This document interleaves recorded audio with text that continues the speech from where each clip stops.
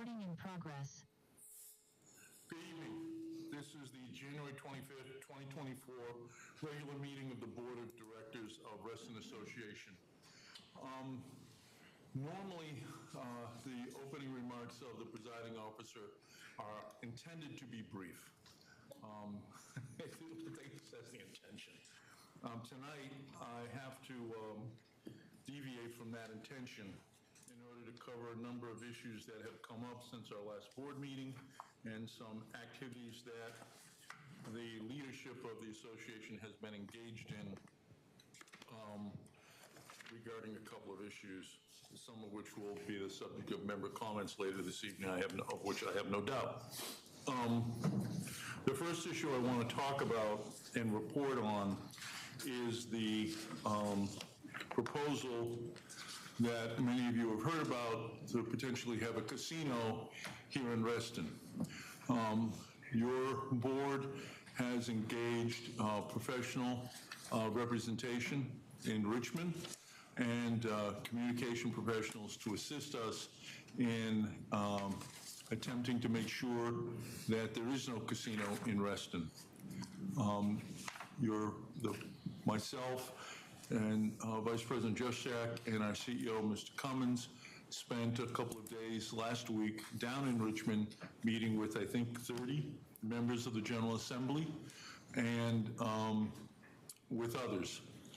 We've also spent a great deal of time in the interim with those professionals and with members of the General Assembly.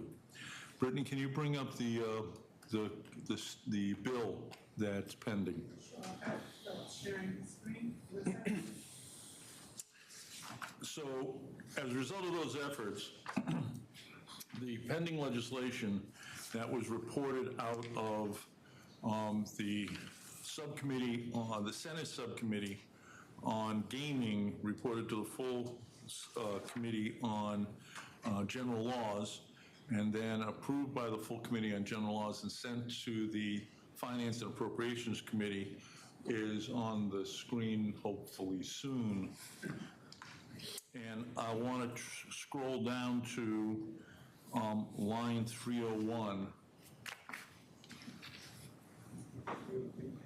when we can get there. I think that's on the 5th page. Is there any way for Philip to enlarge that, please? Thank you. Page 5. And we want to be looking at line 301, which begins as paragraph E. And the language that we've been successful in putting into the bill would require that the casino gaming establishment in Fairfax would be located within a quarter mile of an existing station on the Metro Silver Line, part of a coordinated mixed-use development project, and here's the part that helps Reston out, within 2 miles of a regional enclosed mall containing not less than 1.5 million square feet of gross building area. It is that last section, and then outside the Interstate 495. It's that third element, within 2 miles of a regional enclosed mall containing 1.5 million square feet, which basically causes Reston not to be under consideration. For those of you who may not know, Tyson's Corner Mall is 1.8 million square feet. So by saying that the mall has to have at least 1.5, we're effectively saying it can only be the Tyson's Corner Mall. This language could be stronger. And we have come up with some ideas about how to make this language stronger. The concern being that Reston Town Center is already at 1 million feet. It's not enclosed, but it could be enclosed in the future. And it also could grow when you add the area that's in Spectrum. We will be talking about that later this evening, about trying to get that further amendment to this bill made to make as absolutely sure that there will be no casino in Reston. In the meantime, can we bring up Supervisor Alcorn's letter, please?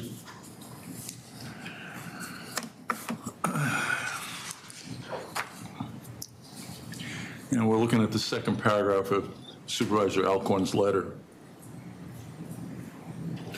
If we can enlarge that.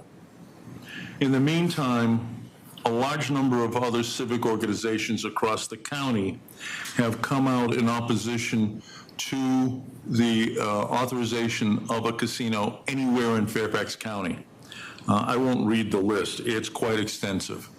And we believe that this evening the Federation may be taking a position in opposition to, and that's the countywide Federation of Civic Associations, and that more other organizations will be joining that list.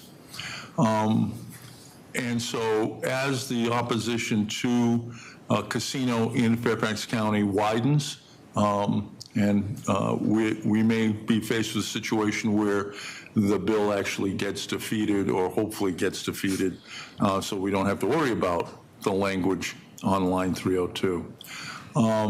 And along those lines, last night there was an interview with the chairman of the Fairfax County Board of Supervisors.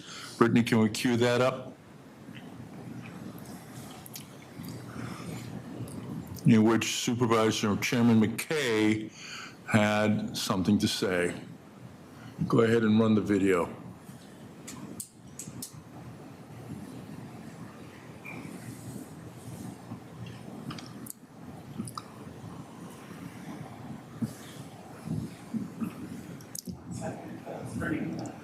Sure.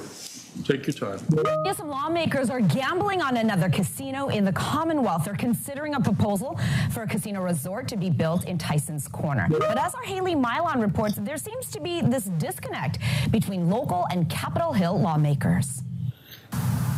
Yeah, picture this, a casino, a conference center, and a concert venue all being added to the skyline here in Tyson's, and just a walk away from a stop along the Silver Line. That's what this bill would allow, but not everyone is on board. None of those groups have formally sat down with me and said, hey, here's what we're proposing. This is what our bill looks like.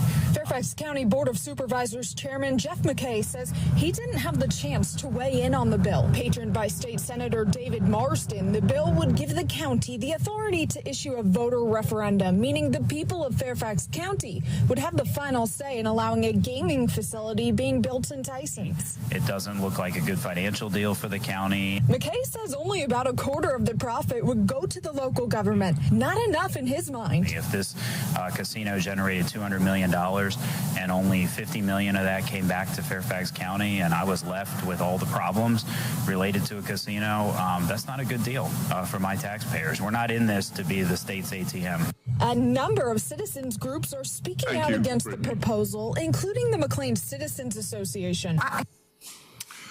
So we have been waiting for Chairman McKay to make his preferences known since September.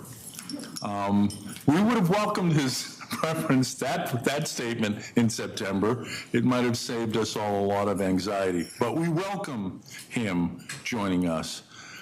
Tomorrow at 4 o'clock at the Fairfax County Government Center, the Board of Supervisors Legislative Committee will be meeting, and it will be their first opportunity to examine Bill SB 675.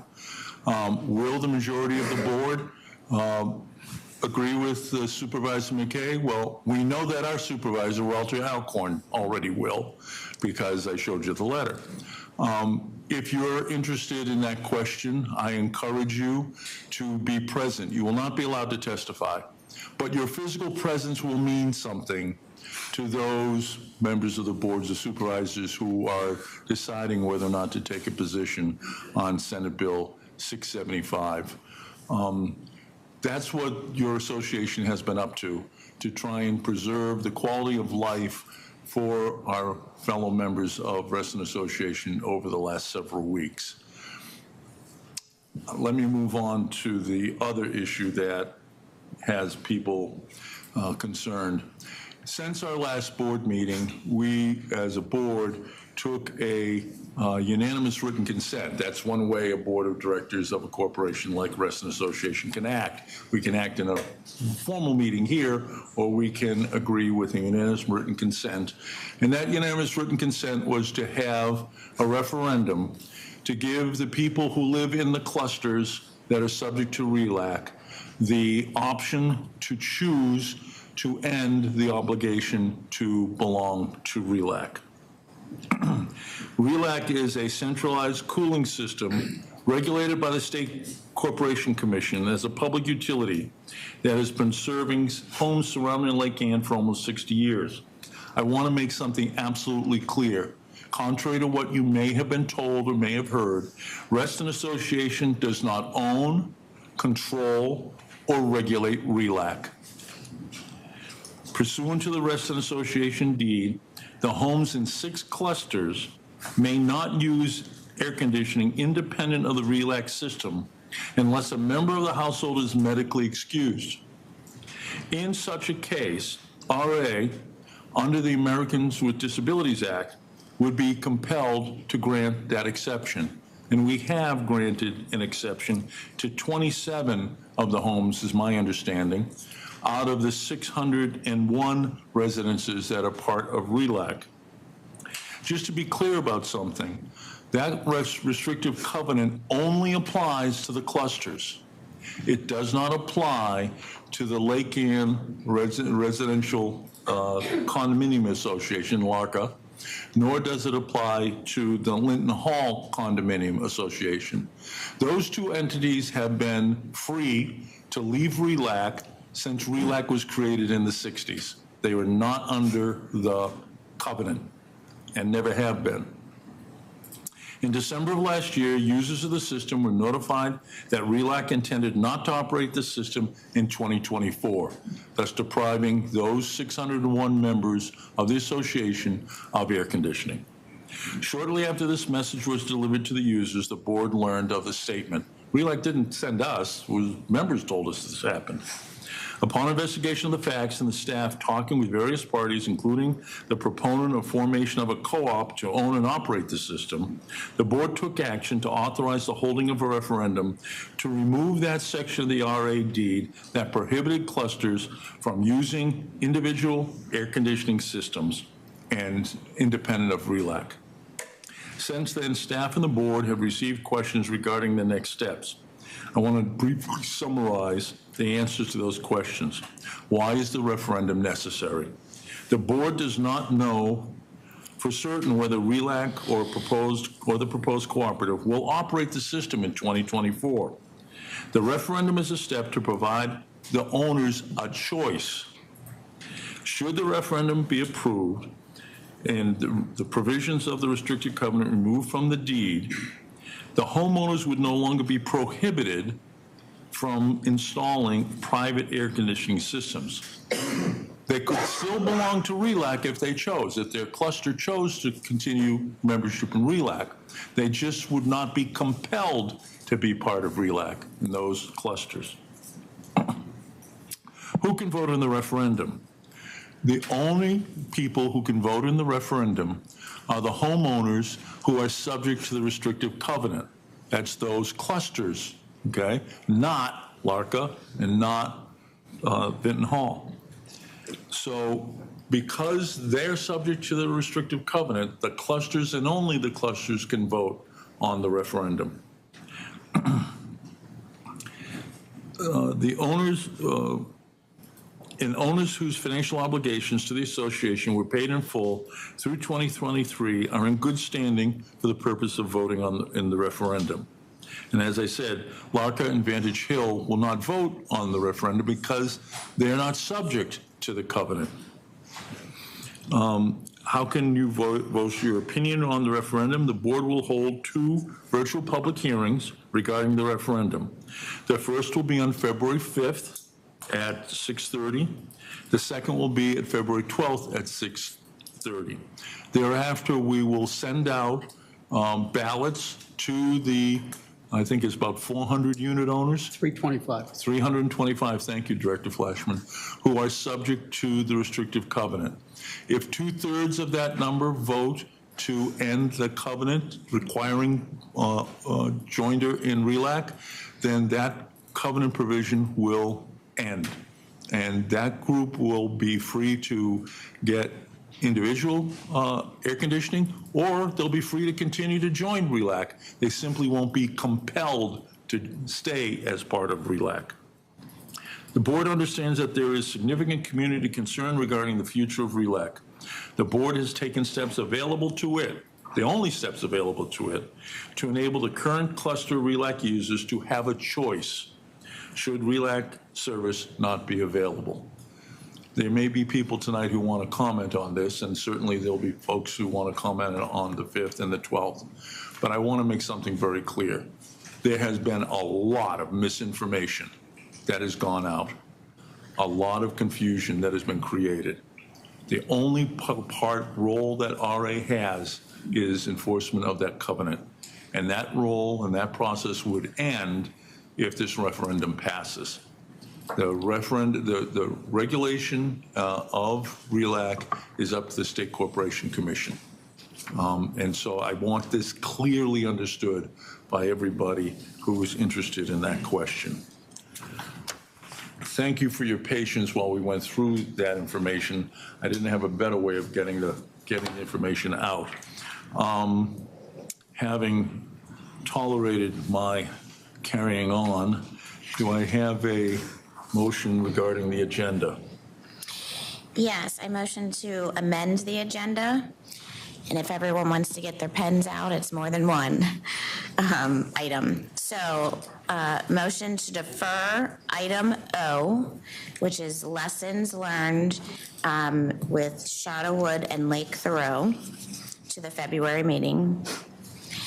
Move that the executive session, the first executive session under item J, that we will remove personnel from that executive session and move it to the second executive session, which is item R. And in the reverse, move the consultation with counsel under executive session R up to the first executive session, item J. Also move to defer item N, which is the budget process review, to our February meeting. And also move to defer item Q, which is the board meeting calendar, to February. And I'll need a second. Second by Director Perry. And the reason why Go ahead, speak to your motion. Okay. The reason why we are doing this is we are trying to make sure that we have enough time to take up the issues that are very pertinent for this evening, and not hopefully take us to a midnight meeting. So we want to make sure that people are not on the phone or listening when there's an item on the agenda that you're interested in, when we're likely not to get to that agenda item.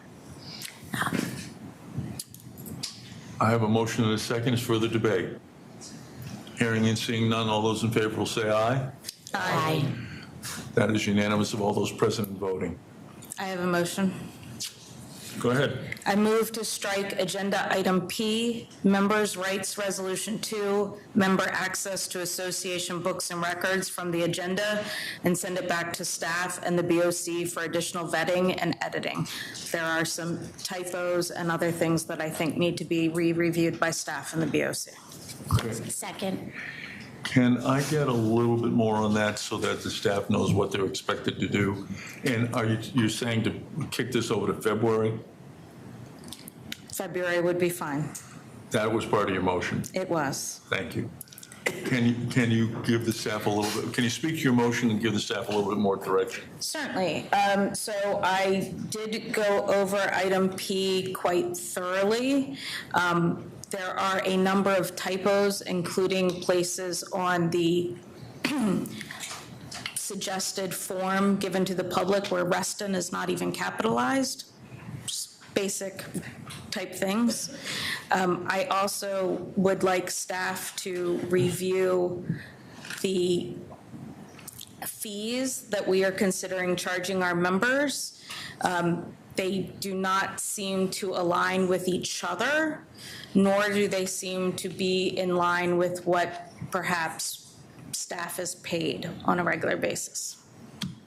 Thank you. Their motion was made and seconded. Is there any further discussion on the question? Hearing and seeing none, I'll call the question. All those in favor will say aye. Aye. That is unanimous of all those present and voting. Anything further on adjusting our agenda for the evening? Hearing and seeing none, can we have a motion to adopt the agenda as amended? So moved. Second. Second by Director Perry, motion by Director Juszczyk. Discussion? Hearing and seeing none, all those in favor will say aye. Aye. That's unanimous of all those present and voting. Okay, first item of business is member comments. I have a long list. The rules are these. When your name is called, please come up to the podium, get the mic as close to you as possible. You'll be given 3 minutes unless you represent an association, a cluster, or an association, some other kind of multi-person association. If you're speaking for yourself, you have 3 minutes. If you're speaking for a group, you'll have 5 minutes. When you step to the mic, please give us your name, your address, and if you're speaking for an for a group, please identify who that group is. First name I have on the list is Izzy Santer. Izzy from Colorado, Mr. President. Thank you, sir. The next name on my list is Laura David. Good evening, Ms. David. Good evening, all. I am Laura David from 10964 Harper Square Court, and I am here as a member of our Board of Directors representing our HOA. You have 5 minutes. Thank you. So I just would like to highlight, I have given you my written statement, but I'd like to make a few highlights based on all that we've gone through the last 3 years and all that I hope we all have learned. First is that we have lots of concerns about pickleball because the noise is in fact disruptive and harmful. It's harmful from a medical standpoint. Subjected to high peak impulse noise is destructive to the ear mechanism. But more than that, psychologically, constant high peak noise gives us disruption of sleep, disruption of concentration, disruption of general relaxed lifestyle. We live, and half of my cluster works at home, and this is a major disruption. What we noted during the November practice games was that we could hear pickleball halfway up the hill from the ravine, and it could be heard through closed noise-resistant windows, through second-story bedroom windows, front porches when the building should have protected the person from noise impulses. It was heard all over the cluster, and it will be disruptive to our children, particularly if you compare the noise on a quiet Sunday when Sunrise Valley Drive is quiet. It's quite a bit higher than ambient noise. This has been reported, and the same effects have been reported all over the country, leading to multiple lawsuits, litigation, and a general discontent in the community that persists long after the courts are put in, leading to acrimony and discussions all through governments and all through litigious cases. What we also noted in November was that many people, on behalf of even the board, noticed that there was noise in the community and that it could be disruptive to the general atmosphere. And in fact, your own experts, the Kimley Horn people, registered some peak impulses in the 90 decibels, which is 4 times the ambient noise or 8 times on a Sunday, quiet Sunday. They even confessed that the only way to avoid this noise is not through putting up bushes or even some of the noise retardant materials we have, but to place the courts at least 500 feet from any local residences. That was the only way to avoid ongoing discontent and the acrimony that settles in communities months and years after the courts are established. So we would say that this is harmful to our community, in which we have 147 residences and 600 local citizens listening to this noise day and night, Sundays, weekends, holidays. So I ask you, based on those numbers, how many people benefit and how many people are at risk? And from your own study of the community, you'll see that putting in pickleball and altering tennis courts to put in pickleball ranked 12th and 13th on your list of concerns about the facilities that Reston has. And only 15% of the people who replied to the survey even had played pickleball. And I would have thought that, in fact, it would be skewed the other direction if people were really, really, really concerned about this issue and needed pickleball. So it wasn't a high priority on the community survey that you yourselves conducted. And many of the players, 80% of those who were pickleball players, said they went outside of Reston and went to indoor facilities elsewhere. And they were willing to drive and pay to do so.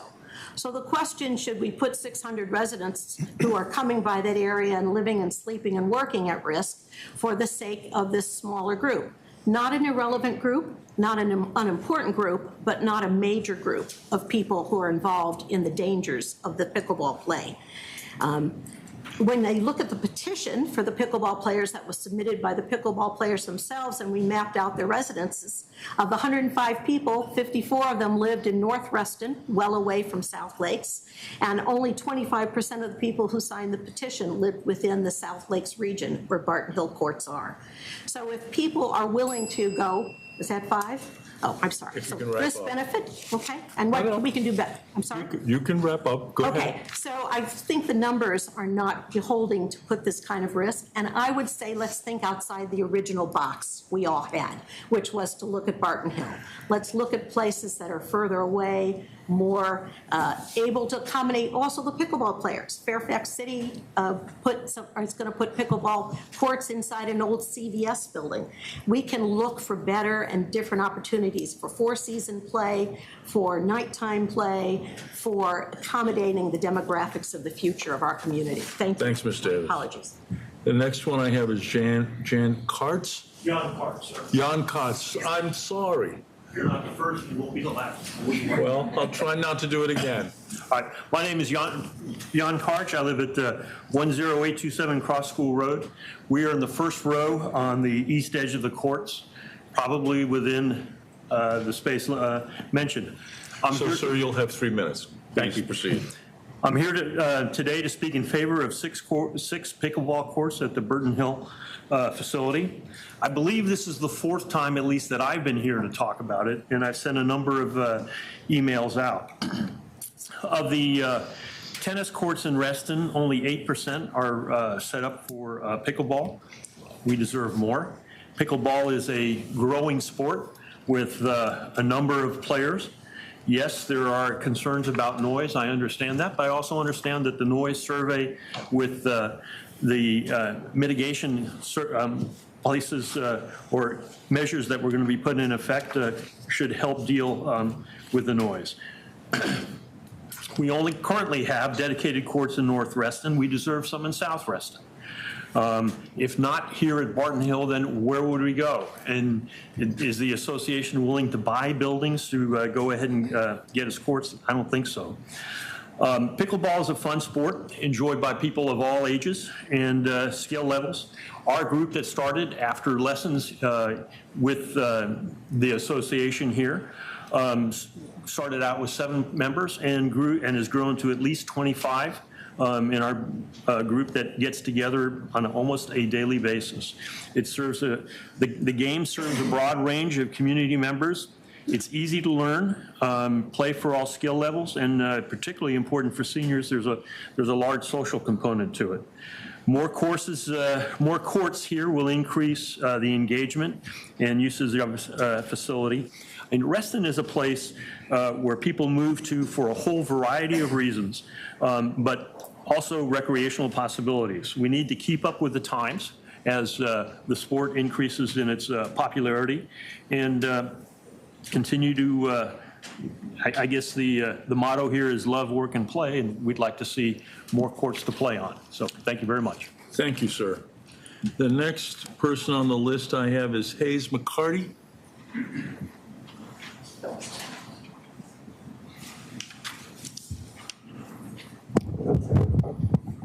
Thank you. I'm Hayes McCarty. I live on 1942 Upper Lake Drive in Reston. I'm a 50-plus year resident of Reston. I've been here a long time. I'm back to speak. I've been here many times, I think more than Jan, to support building 6 dedicated pickleball courts at Barton Hill. As you know, the board approved this, I think at least 2 years ago, and for a variety of reasons, it keeps getting delayed. I think the latest delay, and the one that was addressed earlier by one of the homeowners, was the noise issue. And I understand the noise issue, and I think the board attempted to better understand it by hiring consultants. And as you know, you had 2 different studies. The first study was with tennis only. The second study was with 4 courts playing pickleball, temporary courts, and 16 players.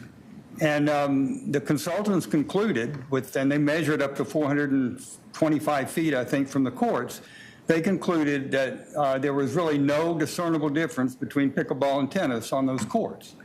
And I think, you know, and I know there's a lot of disagreement about that. I was there and I couldn't even hear because of the major noise factor in that area is the road.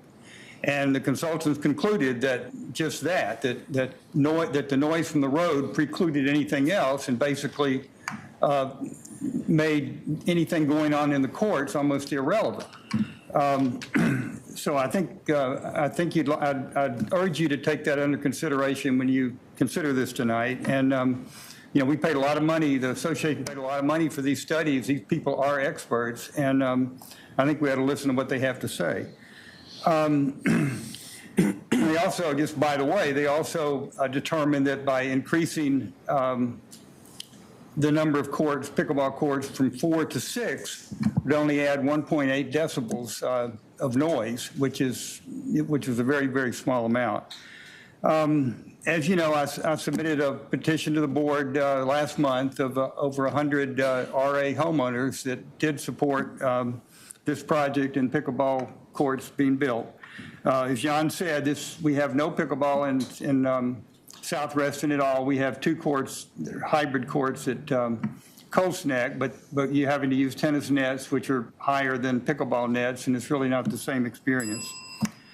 If you can So in wrap up. conclusion, I just urge you to consider this issue, which has been going on for a long time, and vote in favor of providing pickleball courts, more pickleball courts in Reston in what I think is the best location that Reston has to offer to do that. Thank you. Thank you, sir. I next have Nancy Rogers. Nancy Rogers. I know they were here earlier. Maybe they'll show up before we finish with everyone. Ann, oh golly, Wesselman? That's me. Did I butcher your last name, ma'am? I'm sorry. We spend 1438 Park Guard Lane. If you can pull the microphone closer to you, it'll bend. Okay, can you hear me now? I think that's great.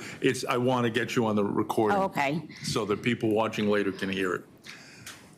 You have 3 minutes. Okay, so I've lived in Reston 30 years. I started pickleball with this group over here. I love the sport. I'm on the north side of Reston, North Hills. I think, to be fair to everybody in Reston, they should be able to have equal access to courts in their area where they live. So if I'm on the north side, I'm more than willing to go over to Barton Hill to play, and hopefully the Barton Hill people will come over to the other side of Reston. But the fact that they have no courts to play at this point in time is a disadvantage to them, which I don't think is fair. I mean, to live in Reston, you want equal access to play with all types of people, all different ages, from every community, and I don't think we're allowing that to happen at this point in time. So I'm in full support of having those courts. I was at the sound study myself, and a group of us stopped to listen to the noise. We didn't hear the other courts playing. We heard the traffic noise. That was abundantly clear. So 16 of us, 4 of us stopped, listened to all the other courts playing. It wasn't an awful noise. It wasn't loud. We heard the traffic noise. I think that's what you guys should be concerned about, not the noise of the pickleball players. Thank you. Thank you, ma'am. Laura Sema? Is Laura here? Tom Pastore? Is Mr. Pastore here? Okay. Bill Roundtree. Well, okay. We're almost done with member comments. Oh, no, we've got many more. You got many more different issues? Okay. Bill Roundtree, 1963, Barton Hill Road in Reston. I'm the chairman of the Barton Hill Road Task Force, and I represent the Barton Hill community. You have 5 minutes, sir. We support some efforts to find some alternative sites, and we suggest you broaden it to also include a little work on RA to perhaps convince good old Fairfax County that it might be smart to get some sites at Barron Cameron and Lake Fairfax, in addition to what you might find in RA land. We support the installation of sound barriers at both Autumnwood and the temporary use of tennis courts there, and also temporary use at Colts Neck. In the interim, while you're making your deliberations on whether or not you wish to pursue alternative sites in Reston, wherever it's located. We support the establishment, and I've said this many times, but it gets lost in the weeds, but it's very important. We support the establishment of an online and telephone reservation system to alleviate the wait times that our players are having, and then handle the traffic and parking congestion with the queuing system that you've got currently. This is an easy fix administratively. You've done it before. It doesn't cost a dime. And the pickleball and tennis players would love not to have to sit there for 3 hours waiting for their paddle to come up.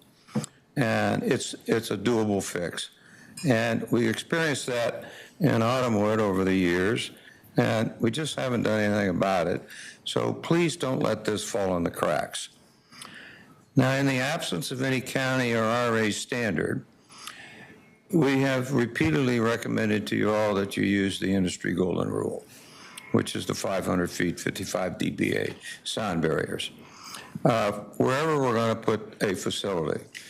And we don't think that PRAC by itself, that's very important, has the capability or the skill base to kind of handle everything.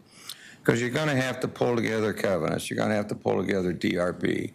You're going to have to get some legals. You're going to have to do your land use analysis.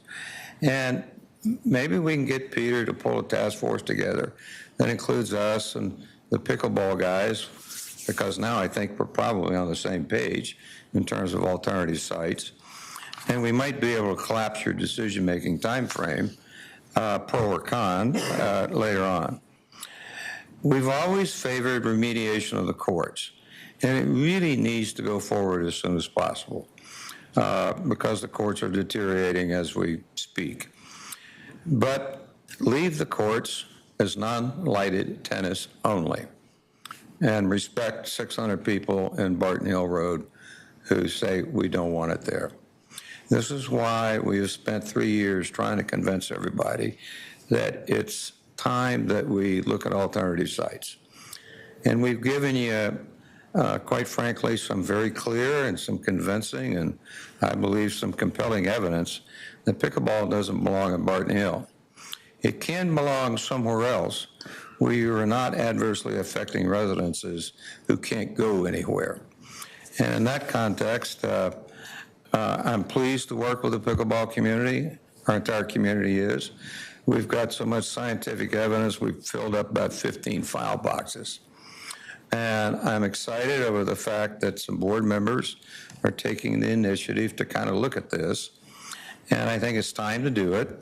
And, but I don't particularly get excited about holding Barton Hill Road hostage. I don't think that's the way we should do business in Reston. So finally, I think we can all come together and work on it and see what happens. But I'd like to get this over with. Thank you very much. Appreciate it. Thank you, Mr. Roundtree. I have on my list pickleball petition 104 signatures, but is there a human being connected with that? Okay, so we're going to move on then to John Berry. Is John Berry here? Okay. Susan Solans. Oh, I'm sorry. Is John Berry on the line? Okay. Mr. Barry, if you're on the line, go ahead. You have 3 minutes. Can you hear me? I'm not certain I've been unmuted. Yes, we can hear you just fine. Please proceed. You have 3 minutes. Okay, I'll make this short. I know you have a long meeting. My name is John Barry, 11817 Triple Crown Road. The legal committee approved the dismissal of the complaint against our property. So we've lost you. Can you speak directly into your microphone so we can hear you? Sure. That's better. Yeah, no, our property, 11817 Triple Crown Road, was reviewed by the legal committee for a complaint, and the legal committee approved the dismissal of the complaint against our property. And we would just like to ask the board to uphold that decision tonight. And I believe it's an item D. So we appreciate the board's time. And on a last note, thank you so much for your efforts on the Reston Casino. Thank God you guys are working as hard as you are, because that is the last thing we need in Reston. Thank you so much for your time. Thank you, Mr. Barry, for your expression of appreciation. I know that those of us who've been working really hard on this issue do appreciate being appreciated. Susan Zolans? Susan Zolans? Jeffrey Katz? Brittany said she's online. Is Susan unmuted? Susan, you're unmuted.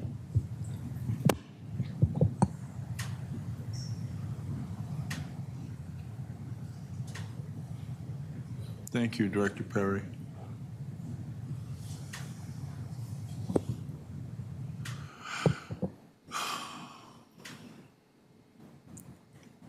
Susan, you've been asked to unmute. Okay, can you hear me now? Yes, ma'am. Okay. You have 3 minutes. Thank you. I'm Susan Zolians at 1604 Wainwright Drive, and this evening I'm representing the 5 homeowners of our row. This was regarding a rain garden behind our homes that was having water spill over into our yards because it wasn't functioning properly. Our cluster leadership, our board, has decided on the recommendations of several professionals to remedy the situation, redo the rain garden, and channel the water away from the back of our homes. And we are very grateful for their diligent work in helping resolve this problem. Thank you, ma'am. You're very welcome. Thank you. Mr. Jeffrey Katz? Is Mr. Katz online? Mr. Katz is online. Mr. Katz, if you can unmute yourself. Jeffrey, you've been asked to unmute. Okay, can you hear me now? Yes, sir. You have 3 minutes. Great. Thank you, members of the board. My name is Jeffrey Katz, and together with my wife, Noelle, we have lived in Waterview Cluster for almost 10 years and have been owners at 11400 Orchard Lane since 2018. We are very aware of the historic character of our home in Reston, as it was used by Robert Simon as a base and was owned by his stepdaughter Lynn and her husband Phil Lilienthal for some 50 years. Thank you for the opportunity to comment on the decision of the legal committee regarding our property. And if we may, thank you also for your volunteer service on the board, and in particular for your work regarding the casino. I have served on a similar board in the past, and that experience has taught me that expressions of thanks are often quite scarce. We are requesting that the decision of the legal committee before you related to our property at Orchard Lane be deferred at this time. There are 2 issues outstanding, both relating to modifications to our side and rear deck. The first relates to wall lights that we installed for safety reasons on our side deck. The DRB did not approve our lighting plan on the grounds that the cluster had not developed standards for side wall lights. In the interim, we installed 4 side lights that matched the lights approved for doorways. Our communications with the cluster so far have suggested that there are a number of gaps in standards and that the side light standard would be taken up in that context, but there's no timeline for doing so. On the advice of RA staff, we are applying for DRB approval of our lights under the circumstances while we stay in touch with the cluster board. The second issue relates to the lattice skirting that we installed under the deck. Prior to the project, there was no skirting at all. The DRB has specified that skirting lattice should conform to the standards, but it's not clear that the design and renderings that we had submitted did not conform. In any case, we believe that the skirting that we installed is superior to no skirting at all. And on the advice of staff, we are applying to the DRB to approve the skirting that we have installed. In light of these circumstances, our request to the RA is to defer action on the legal committee's decision, at least until the DRB can decide and a future course of action agreed. Many thanks again for your consideration. Thank you, Mr. Katz. The last person who signed up in advance is Mansour Tour or Hashmi Shob. Mr. Tour, you've been asked to unmute. Yes, I'm here. Please this is Mansour Tour. You have 3 minutes, if we can have your address. I'm the representative of the owner of 2335 Emerald Heights Court. The issue I want to take up here is to request the board to allow us to be heard for some penalties imposed by the legal committee. You can refer us to them again to be heard because all the violations have already been removed, and the covenant people have confirmed that the property is now in compliance. The reason the delay in the removal of this violation was that the owner claims that she never received the notices. And as soon as she received one in a certified mail, she asked me to do the repairs and do everything because I look after the property. And I completed it diligently in collaboration with Sandra Colina and her colleagues. So our request is to please we be heard about this, that what is the reason why it was not been done in time. The legal committee recommendations. I want to hear from McKay on that. Thank you, sir. Is that everything? Grant. We'll move on. That's everybody we have who signed up in advance. Just for the record, we had written comments from Rick Cassie, Bonnie Hill, Dan Hankun, Joan Carlson, Eileen Rohr, John Melnick, Susan and Earl Burwell, Emily Freeman Jones, and Susan Safi. And their written comments will be included in the record of tonight's meeting. I see 3 hands raised that I don't think we've heard from before. Yes. Ms. Anglem, you've been asked to unmute. Hi there, how are you? Please proceed. Can you hear me? Can we have your, yes, we can. Can we have your name and address, please? Cassandra Anglem, Vantage Hill. So I am just going to start, and I'm going to just read a note that I wrote as I was reading other people's and taking notes on what you said. So, Mr. Frell, I acknowledge your statement. Considering Reston's 60 years mandate of the Relac system, I find it critical that you guys take responsibility for the Relac system operating in 2024. Unfortunately, I am well versed on the Relac situation, what Reston Association, what the DRB have wanted over the past 5 years. As you should be aware too, this is all documented through Reston with Vantage Hill and so forth. So you can go back to our ongoing communication regarding this. Dismissing and sweeping this issue under the rug and abolishing it sends a clear message and implying that air conditioning, health and safety, and human welfare is not a concern to Reston Association, the board of directors, and Mr. Lusk. Despite what you said, Mr. Farrell, your emphasis on, and I quote, quality of life in your opening statement, that is unfortunately not a prioritization for you. Banning a casino takes priority over human lives. As you stated, as you start collecting the $500,000 from the people who rely on Rest and Relac for their annual dues, please take into consideration these are all people who need air conditioning this summer. Please take into consideration supply chain demands. Please take into consideration those who are not able to get off the Relac system. Okay?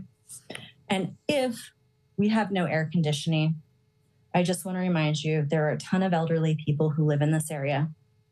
And by not having that, this could end up in casualties and death because of heat issues. And that itself will fall on the board of directors and Mr. Lusk directly. Please think about finding a way to bridge the gap for the next year, giving people the ability to get off the system without pulling the Band-Aid off. Thank you.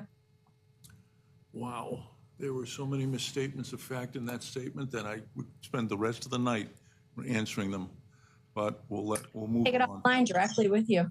Ma'am, your 3 minutes are over. Who else do we have? Meg and Kong? Meg, you've been asked to unmute. Hi, can you hear me okay? Please go ahead. You have 3 minutes. Okay. Hi, my name is Meg Murphy. I'm calling from 10900 Harper Square Court on the pickleball issue. I just wanted to kind of briefly reiterate a couple of the things that we've been discussing and some of the points that I've made in a lot of the meetings that have come up. I know most of you are pretty familiar with my story.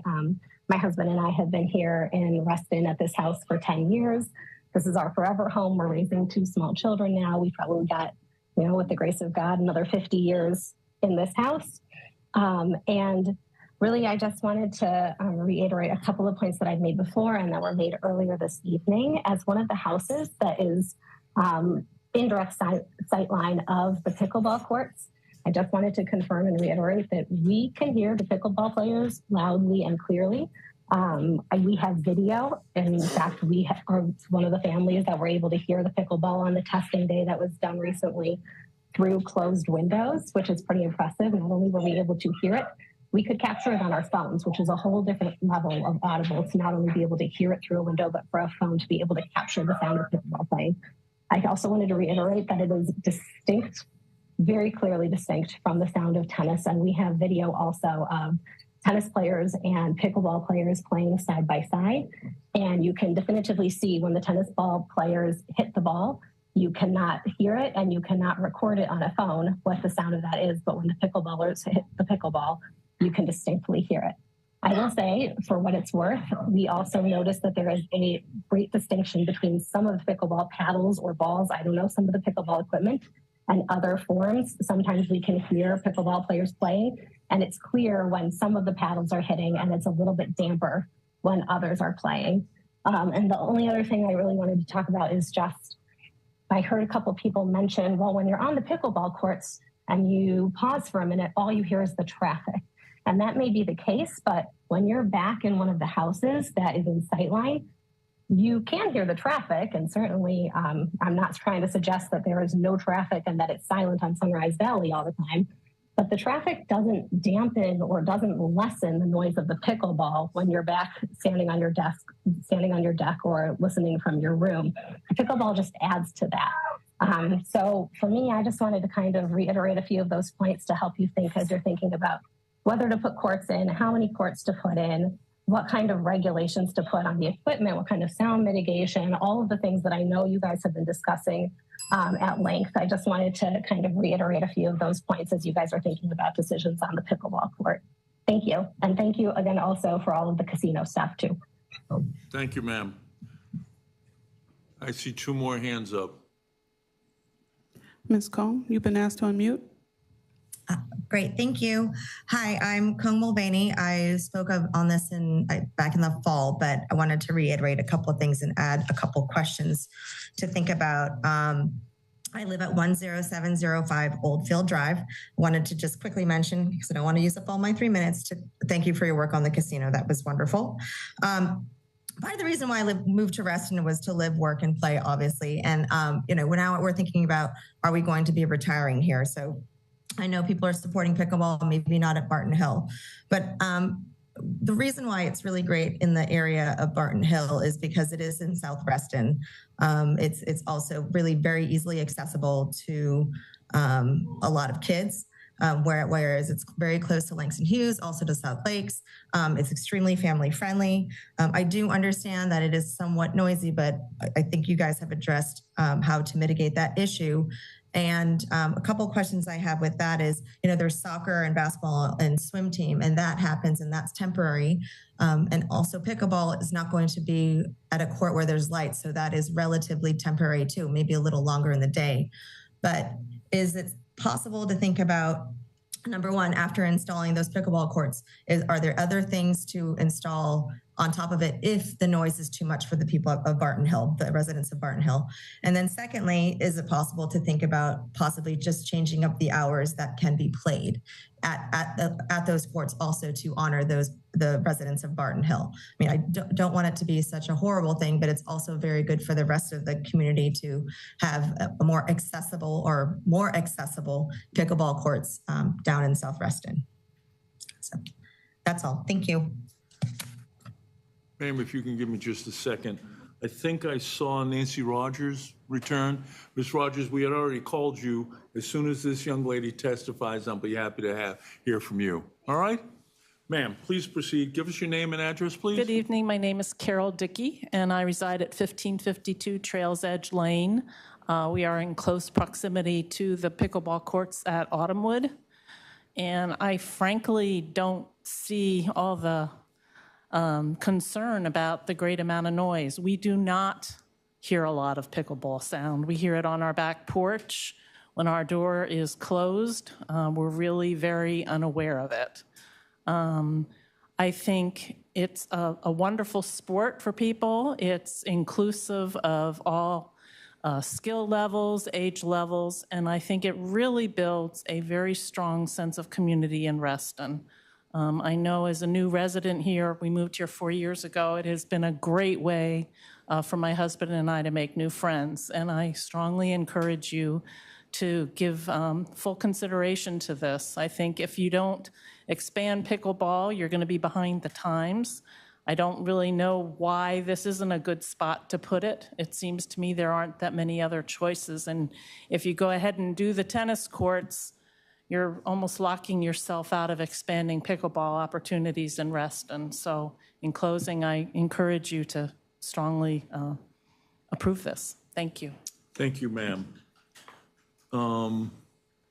Ms. Nancy Rogers, we can have your address. You'll have 3 minutes. Okay, my name is Nancy Rogers, and I live Can you pull the microphone a little bit closer because we're recording and we want to preserve your voice for posterity. Oh, great. Okay, the pressure. My name's Nancy Rogers, and I reside at 1930 Upper Lake Drive. And I, too, support the addition of the pickleball courts at Barton Hill. I wrote something. I don't think it's anything that you haven't heard before, but I do want to emphasize, again, that pickleball is kind of special because it is very inclusive. I see kids playing, I see seniors, there's 80 and even some 90-year-old people on the courts. I see young people, I see people coming from after work, and it is one of the most social and inclusive sports that I know of. It builds a community unlike some of the other sports that we have, and quite frankly, the problem right now is that the courts at Autumnwood are over capacity. And when that happens is that when you have new people coming in and wanting to play pickleball, they feel intimidated because there aren't enough courts to play. And I think we're really losing out on in making it inclusive for all people. Also, I think that we do need to serve South Reston. So the Autumn pickleball courts are great, but it would be good to serve all of Reston, including us on the south side. Thank you. Yes, ma'am. I see one hand from a T. Parker Gallagher. Can we unmute him? You're unmuted. Hey, good evening. Thank you for letting me speak. I'm grateful to the president who came. So my name is Parker Gallagher. I'm at 11625 Vantage Hill Road in Reston, Virginia. The topic that I want to just mention briefly tonight is the Relac situation that Vantage Hill is in. I want to first express my thanks to President West, who came to the 2 Relac co-op planning and community meetings on the last couple of nights. I want to acknowledge this is very emotionally charged for people, and there's a lot of heat, as you can tell, pun not intended, around this issue. But we in Vantage Hill, as I think many of you who know the design review board processes, are in the process to get permitting to sell off our defunct habitated pool property for townhouse development, a very controlled, sensible townhouse development. And we heard during all of the design review board meetings that the townhouses were going to be required to be on Relac. Relac came to some of those meetings, expressed its opinion. And I mention this simply because I heard earlier tonight that Vantage Hill has no requirement to be part of Relac. And that's not what we've been hearing from the design review board. I believe that the process will come back to them again at the end of the permitting process with Fairfax County. So if somehow that very clear information that was presented early in the meeting, that the Vantage Hill Condo Association is not required to be on Relac, that would be helpful to us in navigating through what is a multi-$100,000 impact that our developer is planning for in the event that they're mandated to use it. So that would be one request I have. The other thing that I'd like the association to please be aware of is because we've been told that we're mandated to use Relac, we haven't had the money until the pool property came along, the sale of the pool property came along. But we have not, we have 60 amp service servicing 4 units in a stack. We just don't have the electrical infrastructure to suddenly switch to, to individual air conditioning units, even if we were allowed to do so.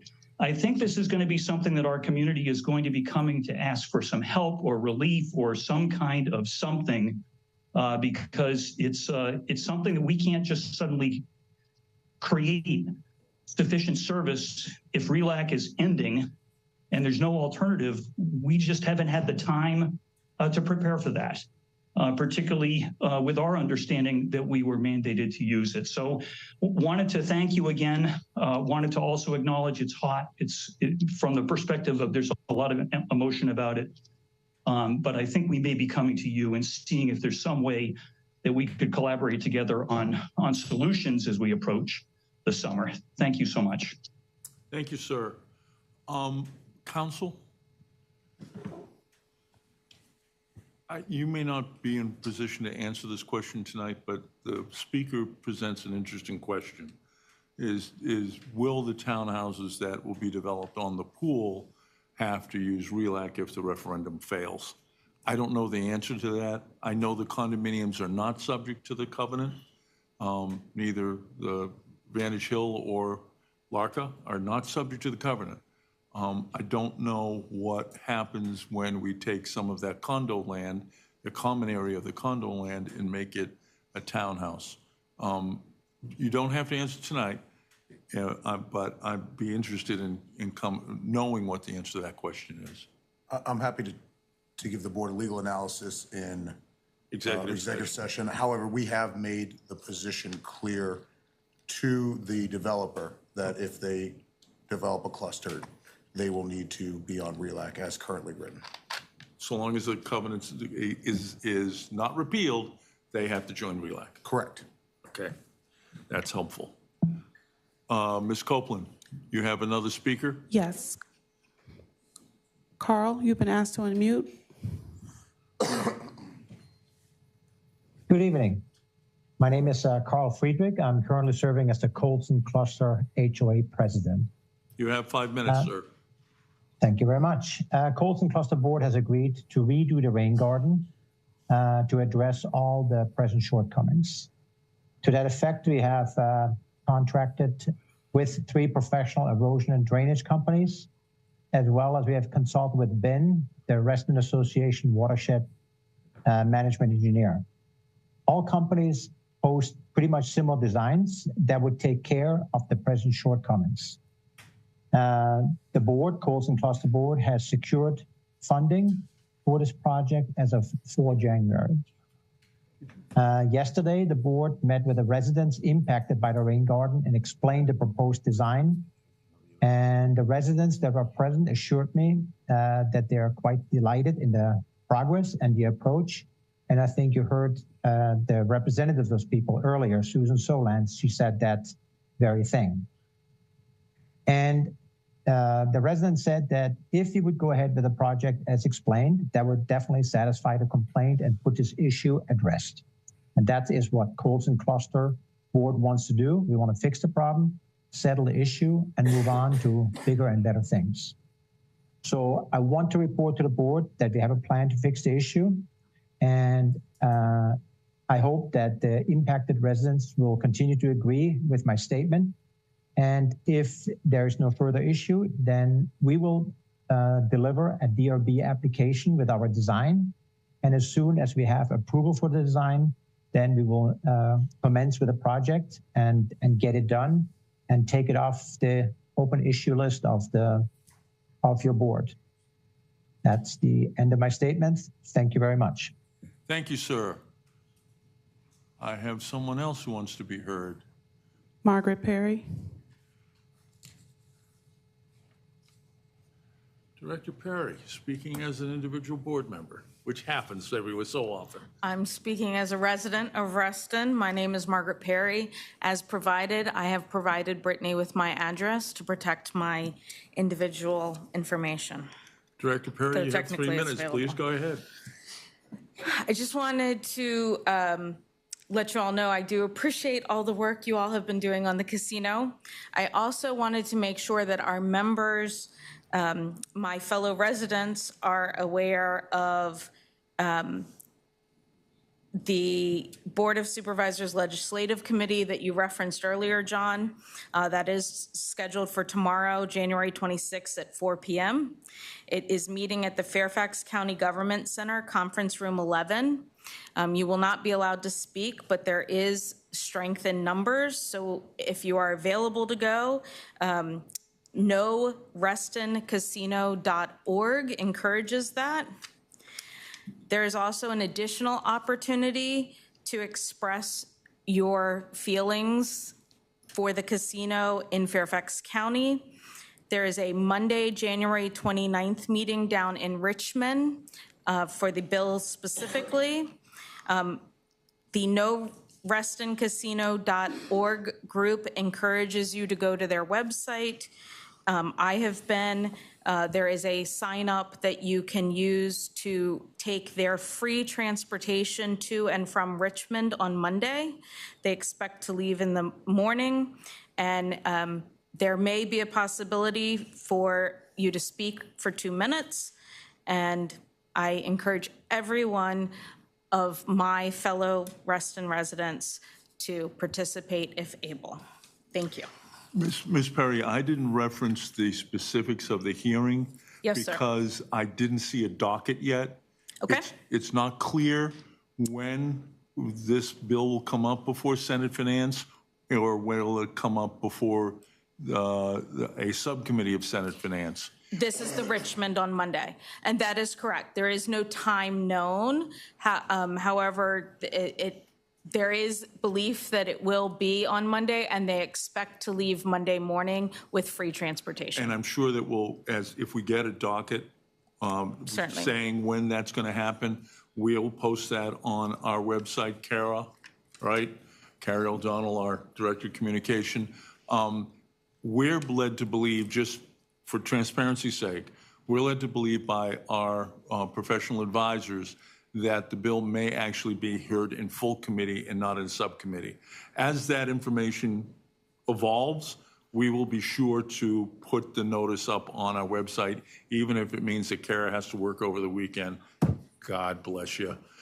And I will just reiterate that there are people going to Richmond on Monday to show how they feel, and again, strengthen numbers. Anyone in Reston who would like to can go to norestoncasino.org to sign up for that free transportation. Thank you, Ms. Perry. Appreciate that. Okay, I think that's all the member comments that we have. Ms. Copeland is not. Oh, I have two more. Go ahead.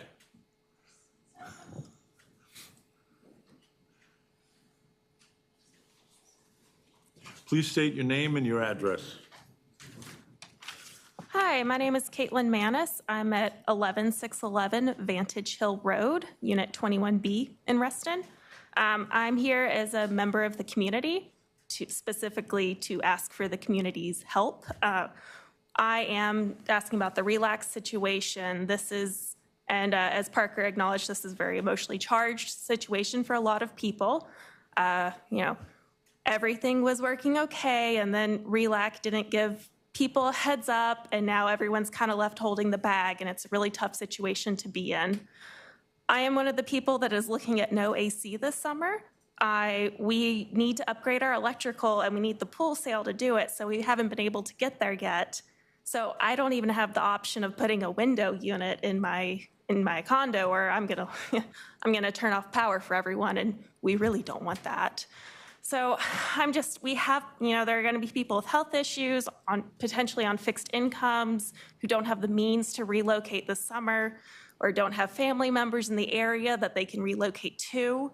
There could be very serious health consequences. So I'm just here to ask that, if there is anything Reston Association can do to help us,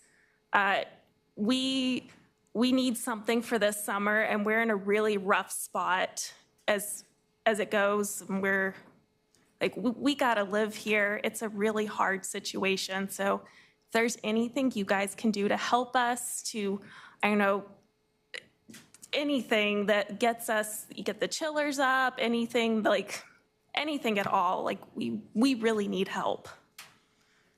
That's all I have. Thank you. Thank you, ma'am. Anyone else to speak?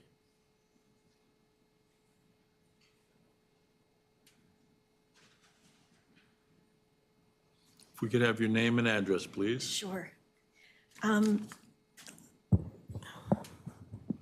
My name is Hester Finn. I live at Vantage Hill also, 11618 11B Vantage Hill Road. And I acknowledge what you had said earlier.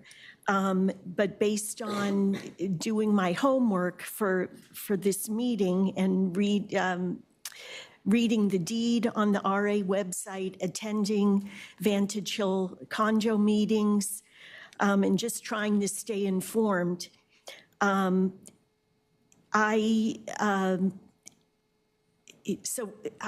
was led to believe that because of the deed that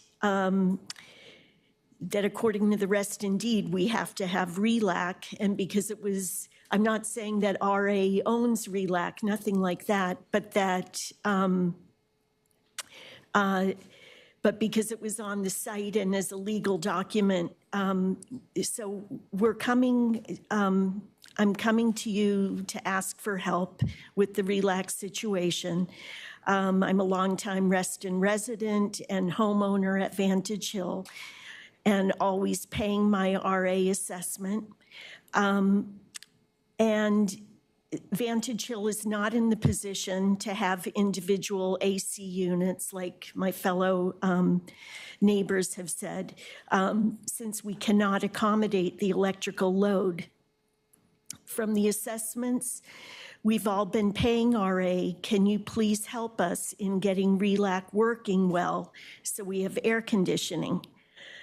And as for the referendum, I learned at the co-op town hall this week, and had heard also from people more informed on this than me, that Vantage Hill homeowners do not have a vote, that Vantage Hill has one vote total as a condominium property. How can that be? We're homeowners just like everyone else, paying the same RA assessment. So I respectfully ask for RA's help in helping us have this vital utility so that we have air conditioning. Thank you. Ma'am, before you go, let me just help explain the situation. Because neither Vantage Hill or LARCA are subject to the restrictive covenant, neither of those two condominiums are subject to the restrictive covenant. To repeal the restrictive covenant requires the vote, 2/3 vote of those voting who are subject to the restrictive covenant. And that is 6 clusters, somebody correct me, 6 clusters. They're mostly your townhouses or townhouse-like communities. That's why Vantage Hill and LARCA are not voting on the referendum. It's the people who are the clusters that are subject to the covenant get to vote on the repeal of the covenant. And because Vantage Hill has never been subject to the covenant, and I'm sorry you were misinformed, that whoever misinformed you deserves a severe tongue lashing, and I'm happy to provide it. But as my fellow board members will tell you, that's one of my strengths. And so whatever Vantage Hill does or LARCA does, they are free to do it. There may be a DRB review to the extent that the chillers are outside, but it would not be a matter where you would not allow that Vantage Hill and LARCA are not allowed to have an independent AC system. That's been true from 1965. Those two condominiums could always have an independent HVAC system that was not connected to Relac. That's been true for 60 years. And where is that spelled out? Is it the cluster A, cluster B Well, there's verbiage? member A, member B, but if you look at our website, we give you the specific language and section of the deed in which it makes clear that it's only clusters and not condominiums that are subject to the restrictive covenant. And it's on the website. We give you there is a link to the specific language that describes.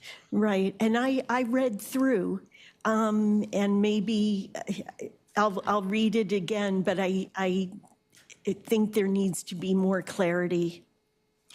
Thank you. Thank you, ma'am. And I'm sorry for any misinformation that you've been the recipient of. I see Susan Geis.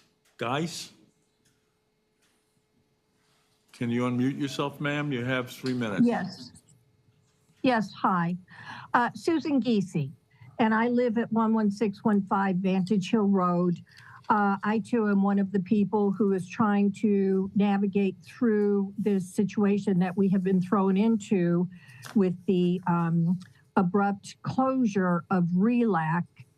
And I had written what I wanted to say, and I see that none of it really anymore is what I want to say. I do want to make an appeal to Reston Association to consider the fact that we are a very 152 units, and we are a working class community. We are probably the least expensive property within Reston. And we have been working very hard for the past 7 years to unload a derelict pool that we could no longer afford as far as an amenity because it was going to require a couple $100,000. And by the way, I am president of the association, but I'm speaking as a resident right now. And so we opted to go through this journey of trying to sell off a piece of our property and find a developer, and we have succeeded. 7 years later, we are at the end of the tunnel to have this developer put his shovel into the ground and start with this townhouse development, and we will get the funds. We always intended from the get-go to use these funds, number one, to upgrade our electrical system so that we could support an alternate air conditioning system in case Relac went out of business. And it's taken us this long to get to this point, and we spent many a night in front of the DRB trying to make our case. We've eventually prevailed to a vote of 4-3, I think. And so our dismay that right now at this time, Relac goes out of business and they can just basically walk away. And we are all left with just an enormous task at our feet at the 11th hour before summer starts. I'm very concerned about my fellow community members and their health and welfare. Ma'am, if you can wrap up. I can. And I would like to ask Reston Association to consider the possibility of helping us keep Relac alive and well, even on life support, for 1 year. 1 year, that gives us 18 months to see if we can help ourselves well enough to move along. Thank you very much. Thank you, ma'am. Thank you. Is there anyone else? Ma'am? Yes.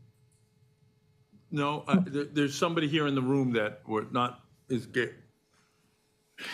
Hi, I'm Cheryl Lesko. I live at 1831 Wainwright Drive.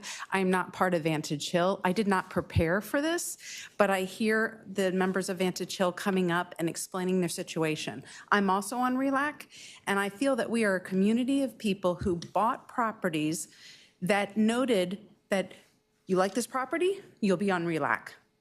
There was no choice. It wasn't like I said, oh, God, that sounds interesting. But if you know, it was part of the way that our properties were built. There's not room in the backyard like other communities. Many people are having to choose, do they put in the front, do they put in the back? And also, let's keep in mind, if this system goes away, the referendum allows me to go buy a unit, I now have to spend $15,000 to $20,000? What? I came in, I bought this property, and I was expected to have Relac for ongoing. So I'm asking Reston Association, don't distance yourself, come in and broker, somehow figure out how you can keep us having access to Relac. You don't, air conditioning is not, as they say in most cases, an essential. If it were heat, yeah, we'd be talking a different story. But how about you all come to my place this summer when I don't have AC? And that is not fair. I'm expected to shell out $15,000 to $20,000. Vantage Hill, Heron House, there's a lot of other communities that don't have the choices right now. Reston Association has to be involved. I've contacted Supervisor Alcorn's office, Senator Boysko's office, Congressman Connolly's office. There needs to be somebody at a high level that gets everybody together to figure out the best solution. For those that don't know about this and are more kind of giggling because we won't have air conditioning, this is serious. This is very serious. And it's not fair that a company like Relac can close its doors and we're here. So please get involved and help us. Thank you, ma'am. I see another hand in the back. You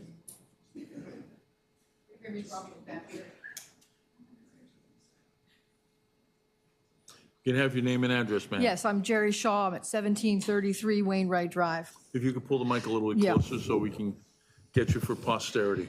Oh, yeah. I'm Jerry Shaw. I'm at 1733 Wainwright Drive. I'm in the middle cluster of Wainwright cluster. I'm on Relac. I've been in Reston since 1981. I've been held hostage to Relac and all of you. I'm going to be very unhappy. You're going to not like what I have to say. I blame you. I don't blame Mark Waddell. I don't blame everybody else. I blame the ROA board all this time. You've had the handcuffs attached to us all these years. I've been in my house on Wainwright Drive since starting in the cooling season of 1987. I have had, at the very best, adequate air conditioning, at the very worst, none for years. 0 air conditioning. And no way to get out. And you've all, I have to tell you, I hear stonewalling here tonight. That's why I got up. I wasn't going to get up. But I'm hearing, yep, hands off. This referendum will be number 4, I believe. It will not pass because you'll have enough people that are so terrified of having to spend up to $20,000. They don't have the means. I don't have the means. I'm living on Social Security. That's it. I can't afford $20,000. And I'm not the only one. There will be so many of them who will not vote to get off of, to break this covenant. And it's criminal. It's absolutely criminal. I would like to know, and this was my question, I'm sorry that I'm so emotional, but my question is, if Relac is gone, and I know that the co-op task force is trying their very best. They're really working very hard on this. They really do want to save it. And I give them an enormous amount of credit. But if it's not viable, does the covenant still hold, or is the covenant broken if Relac goes out of business? Is the contract that all of us have broken for our deeds if Relac does not come back from the dead? Thank you. So, ma'am, can I ask a question? I'm aware of a prior referendum. I'm not aware of 4 prior referendums, but I am aware of, I'm seeing somebody say two referenda. I was aware of 1.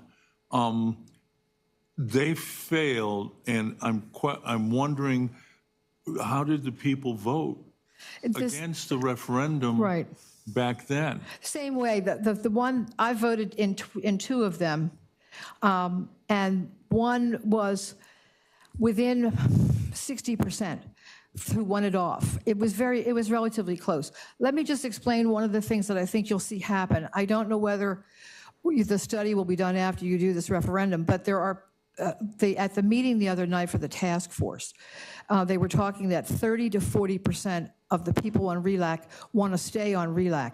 That's a terrible number. You have 60 to 70% of the customers who don't want to, who are unhappy. If you polled people about Dominion Electric or the gas company, would you get that kind of response, that you have a 60% disapproval of their service?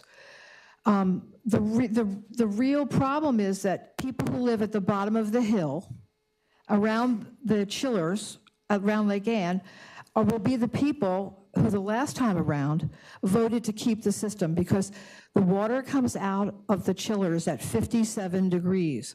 I live in the very last house at the very top of the hill, and the water comes into my house that I'm paying for at 87 degrees. So those of us in Governor Square, Wainwright Cluster, Colson Cluster, we are at the top of the hill. We do not, it's inequitable, let's put it that way. As we go up the hill, the water gets warmer and warmer, it's natural.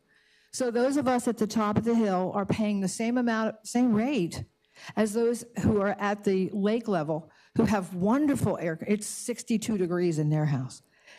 I measured my house one summer. I have a 2-story house. It was 103 degrees upstairs. Oh my. So I really do want you to understand that this covenant, it's really holding us hostage. We are being held hostage to something that's old and archaic and broken, and the very best, it's running down the road with 2 wheels instead of 4, and somebody's dragging it. It's an archaic, it's wrong. Please let us off of the system and let us make a choice. We don't have any choices now. Poor Vantage Hill, who don't have to struggle with this covenant, don't have the means to put in air conditioning. We have several scenarios running at the same time about this. This is a really horrendous thing. I'm sorry that jumped up and down, but you can tell my frustration. I do thank you about the casino. Let's see if we can get it to go away from Tyson's Corner as well. Thank you. Ma'am? No, Ms. Copeland. Thank you for that. Ms. Copeland? We have one more in the chat, Justin. Okay. Justin, you've been asked to unmute.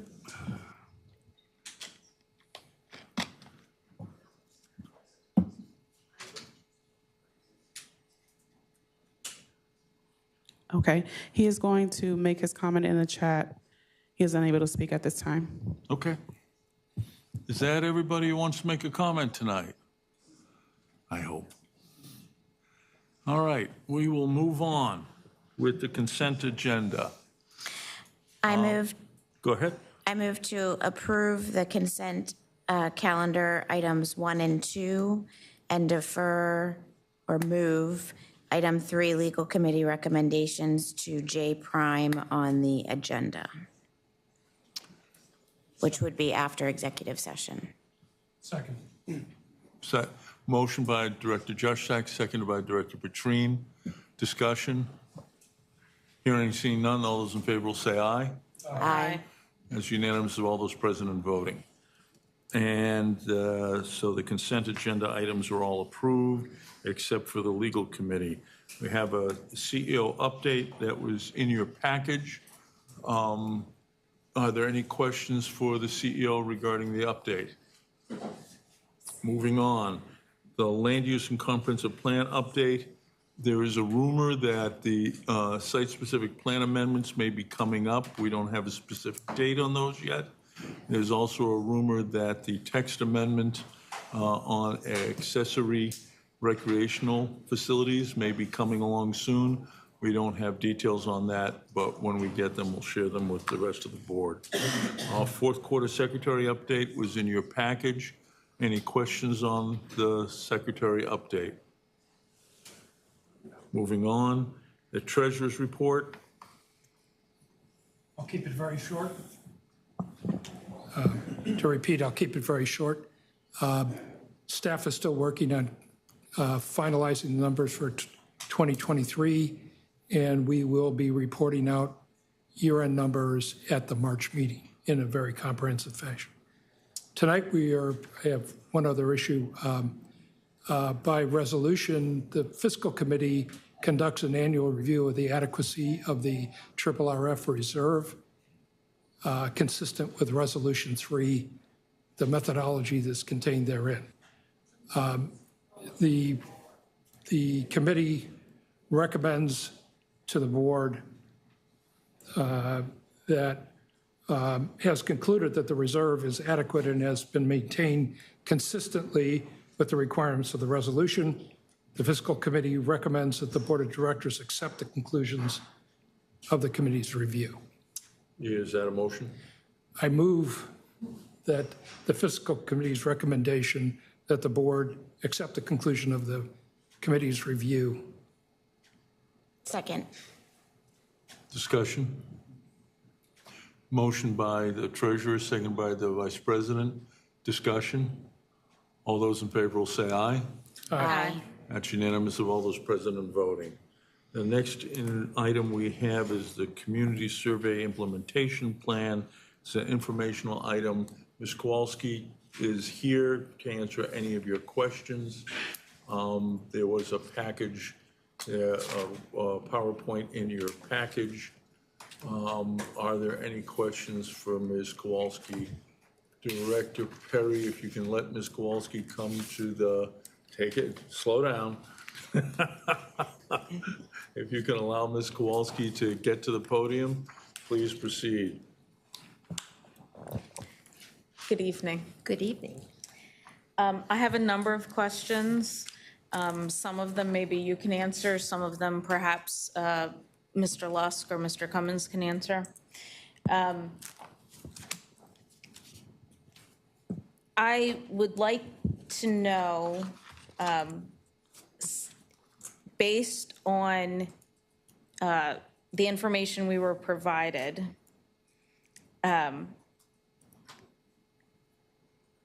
kind of what is a path for a master park plan? Is it all of Reston? Is it pieces of Reston? Can it be either? What might that look like? I know it was mentioned within the slides. It's a wonderful question. Thank you. This was discussed at PRAC, I think, last night for a few minutes as part of the PRAC work plan. When we added this to the implementation plan, we really had two thoughts. One being, if we're going to look at our parks or open spaces as opportunities in the future to meet the needs of the community survey and add amenities like an ADA playground like has been discussed, or if we're talking about things like pickleball tonight, there's really two ways to look at what's called a park master plan. One of those ways would be to look at a specific park or parcel. You would start by looking at that park and say things like, okay, where are maybe some stormwater runoff issues? Where are some erosion issues? What are things that we should address if we're really going to take a look at how this park operates? The next step sort of in that process, and why park master plans are often successful, is engagement with the community, going to the surrounding neighbors and asking the community what they would like to see in this park, if there are things that they have now that are not working and things they would like to see change. And then the third part of that would be, okay, we've taken this information, we know what the community survey says, we know what the community has said, why don't we take a look at a sort of a preliminary design that would then end up in a CIP somewhere down the road. So that would be what a specific park master plan would look like. In the spirit of talking about master plans, if we were to think a little bit more broadly about maybe an open space master plan, you would look at spaces that are used throughout Reston by the community or common area and say, okay, here's all the land that we have. What is our plan for 5, 10, 15 years from now to make sure we're using this land in a way that the community has said they want, both in the survey and through other engagement efforts. So that's how it ended up in the implementation plan. We've not had any more in-depth discussions at a staff level than we're having tonight, but that is the spirit of what a park master plan would be. Thank you. My second question is, I did reach out to the chair of PRAC and asked if when they were tasked with choosing sites that might be beneficial for pickleball, were they asked to look at non-court sites? And the chair of PRAC responded in the negative. I believe I've asked you this question before. I just want to confirm. When that came up a number of years ago now, were any non-court sites reviewed that you are aware of? So that's always been my understanding, but I would also look to Laura, who's got a little more experience. They were only existing court sites. Okay. Give me one moment. Take your time. We'll be here till. When considering pickleball at Autumnwood, Colts Neck, Barton Hill, do we have a clear set of guidelines of what a standard should be for placing those? As far as I'm aware, we don't have an adopted standard for where we would place pickleball. I would look to Laura for maybe past efforts, but not that I'm aware of. No, we don't. So included as one of the staff action items here, one of the slides includes a Squelchy, look can you at pull the site. mic just a little closer? Thank you, ma'am. Thank you. Better? Better. Included in the staff action plan, there's an item to look at citing pickleball and then also looking and creating criteria. Okay. Those are all the questions I have. I do have some motions. We shared those motions with us. I believe some of those motions, Director Perry, need to go to Bach for putting on the March agenda. Is there a reason for that, sir? Sure. Because had I not shared them, I would have made them and you wouldn't have had any clue. Right, and in that instance, they might have been ruled non-germane. So that's why I'm suggesting that maybe when you get to raise your motions, that might be an outcome that gives the staff time to give us some feedback. And so it's not an attempt to prevent those motions from being heard, but it is out of courtesy to the staff an opportunity to give them feedback. In particular, the the deadline for response might be, and you and I had an exchange on that, might be unrealistic. And I intend, when I support my motion, to ask staff if those deadlines are realistic or not. And we can walk through those when you want, but I'd ask you for cooperation in how do we, what comes up tonight and what goes to Bach and gets on the February agenda, if that's. And I believe, Travis, you had questions before I make my motions? Not that I'm calling on Travis, I just wanted to make sure I was giving up the floor. Mr. Johnson and then Director Jessak.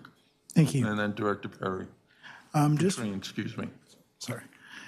Just one question. And this goes, this is an outgrowth of one of Director Perry's questions earlier. Is there an existing industry standard or best practice for selecting a pickleball facility?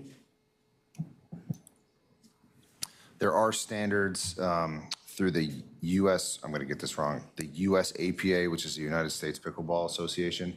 They have some standards for siting. I do not have them memorized, but they would be included in, if we were to look at site-specific plans for pickleball or develop criteria that would then come back to the board for discussion regarding pickleball, that would be one of the benchmarks included in the conversation.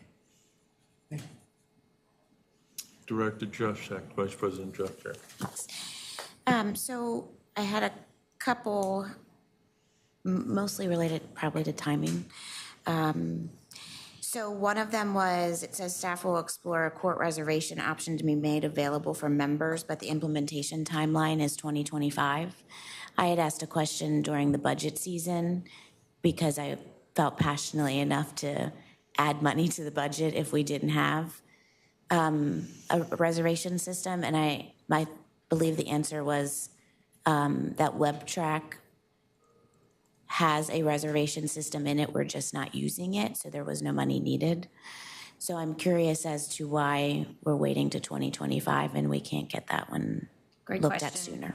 So I think with our current resources that we have available and waiting for an IT director to come on board and fully vet the project, that's a more responsible operationally and fiscally to be able to come to you all with a proposal that says, here's our court reservation recommendation, and if there is additional funding required, you could have the best information at the time. Can I add to that? Yeah. I would just like to also say, I think from a communication and culture standpoint, this would be a shift in what we're doing now. For folks to have to make a reservation for courts would be, from my understanding, a pretty major shift in using the courts. And I think I'd want to get out in front of communicating how this would work before we drop a reservation system out there. Okay, thank you. The other one is, it says prioritize an ADA playground sitting process. And I'm not sure, I've heard lots of discussions about an ADA playground. My neighbors are going to kill me because I know they're passionate about it. So when I get home tomorrow, they're going to talk to me on the street. But I'm not sure that the board, like, I don't feel like I heard that in the survey as like a demand, or I don't feel like we've had board discussions about it.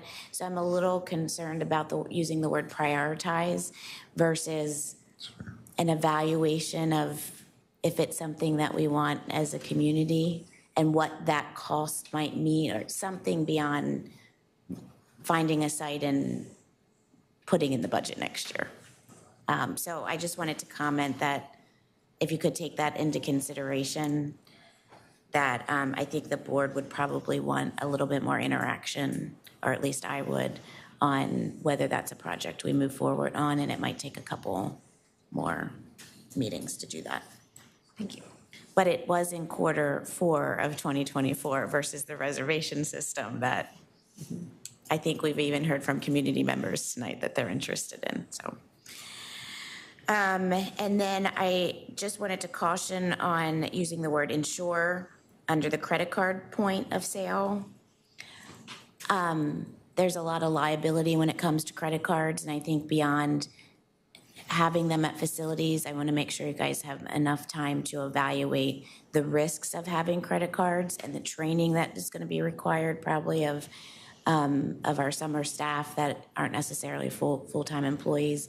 And so would just caution that, to, dot the i's and cross the t's on that one, and take the time to put a good plan in place. And then can you remind me, it says refine budget request for boat rental operations at Lake Audubon to be included in the 2025 budget process. I can't.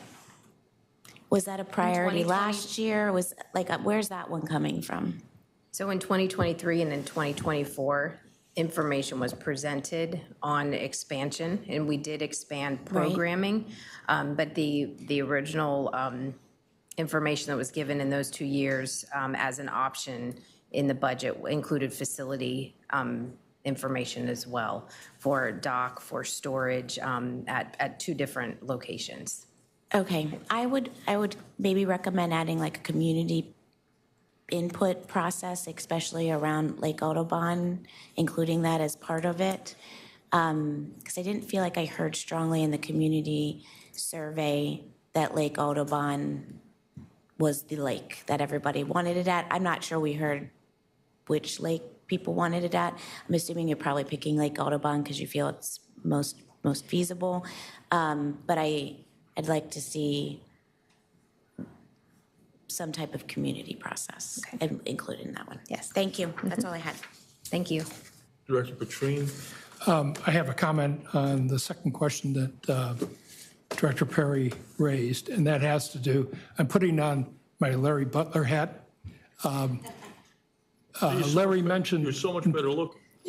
Larry mentioned several times over the years when we were talking about repurposing facilities that you had to appeal to the same or a greater demographic when you did a renovation, when you did a repurposing. And I just want to make sure that we don't go the other way, because that'll run afoul with the county. Other questions on this issue? Did you have motions you wanted to consider right at this moment, ma'am? I do. My first motion. I move to direct staff in conjunction with the Parks and Recreation Advisory Committee, PRAC, to identify alternative sites for pickleball locations that are not currently racket courts and report back to the board no later than the March board meeting with any findings or suggestions. Okay, so this was one of the ones where I said, we got a problem on timing. I'm happy to ask my question if I can get a second. Was that the first one on your list? Okay, we got a couple of problems here. And I want to try and work through that couple of problems. Under the current zoning interpretation that we have to live with, a new facility would require a rezoning. A rezoning will cost us about $500,000. A rezoning would cost us about 18 months before we do site plan, and so it would be another 18 months after the rezoning is approved. I would suggest that we are jumping ahead of the gun on this motion until we get clarity on the text amendment that allegedly is coming forward soon, as to whether or not or how a site might satisfy the new text of the zoning. And so asking PRAC and staff to come back in March, in 60 days, is not just ambitious, but beyond what is fair to the staff and fair to the text amendment process. Okay, I do hear what you're saying, Director Farrell. I would like to ask my questions of staff, please. Mr. Lusk, Ms. Kowalski, Mr. Cummins, I am requesting in my motion that you look at sites that are not currently racket courts, whatever that looks like. I'm asking for findings and suggestions by March, whether that's for, against, possibilities, not possibilities, whatever that looks like. Is March a possible timeline for a basic understanding of what we have available that could potentially in the future be made into pickleball courts? So I think basic is a good word there. I don't want to discredit everything that Director Frell said. I think that's all well taken. But if we would like to look at a criteria-based exercise, I think we could do a very preliminary, this is what we have available from a criteria perspective. Thank you.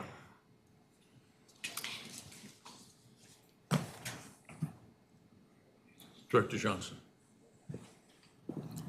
And again, connected to my previous question, what would be the criteria? Would you use the existing industry standard, or do you have another set of criteria that you would use? No, that's a great question. So there are any number of these types of studies out there. Fairfax County has done their own pickleball study.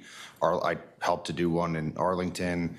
The criteria is community-based. It's based on where everyone lives. But the items that are most important to pickleball players in my decade plus working with pickleball players are amenities that are not just related to courts. So pavilions, gazebos, water, restrooms, parking, all of these things are important to people that play pickleball. So when you look at where pickleball courts could be sited, all of that has to be taken into account on top of how many courts could potentially be placed there. It's why I think a very preliminary conversation about what is even possible would be a good place to start before we start talking about hammers and concrete and things like that. So Director Perry, if I'm hearing the staff correctly, they're comfortable coming back to the board with criteria.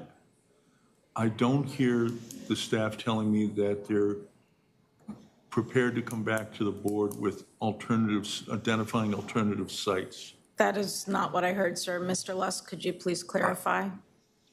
I think we could identify some criteria and apply that criteria basically, in a very basic way, to some of the sites that currently exist.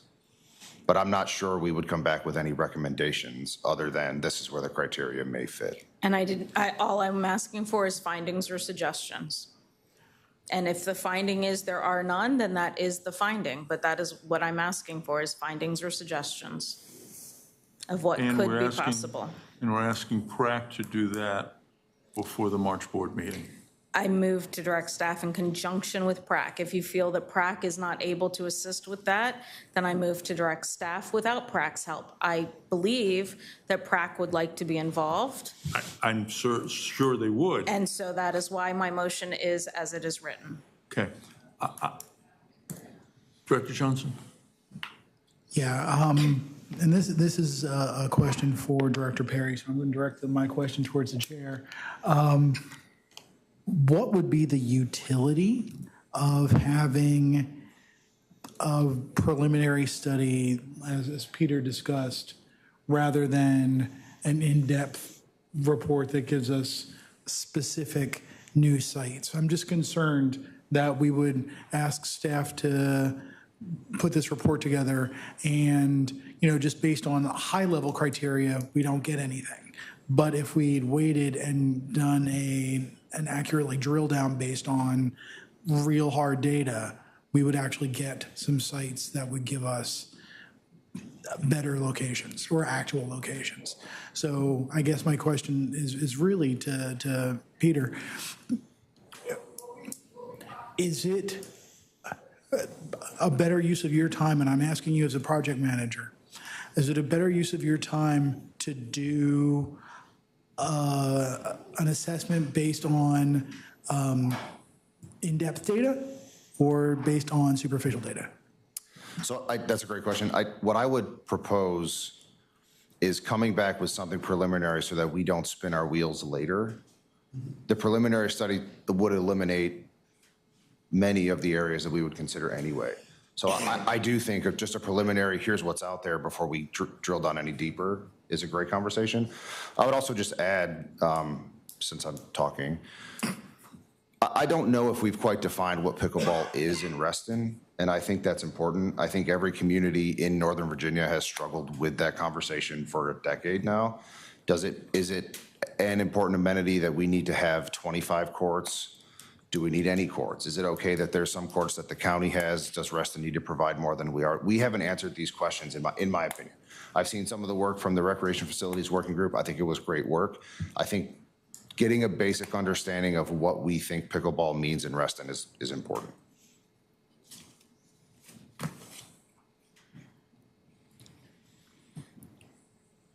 You have another motion that would direct staff to come back with clear criteria for citing of pickleball and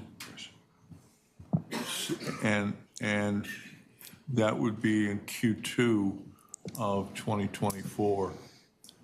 I'm trying to understand the two different timelines.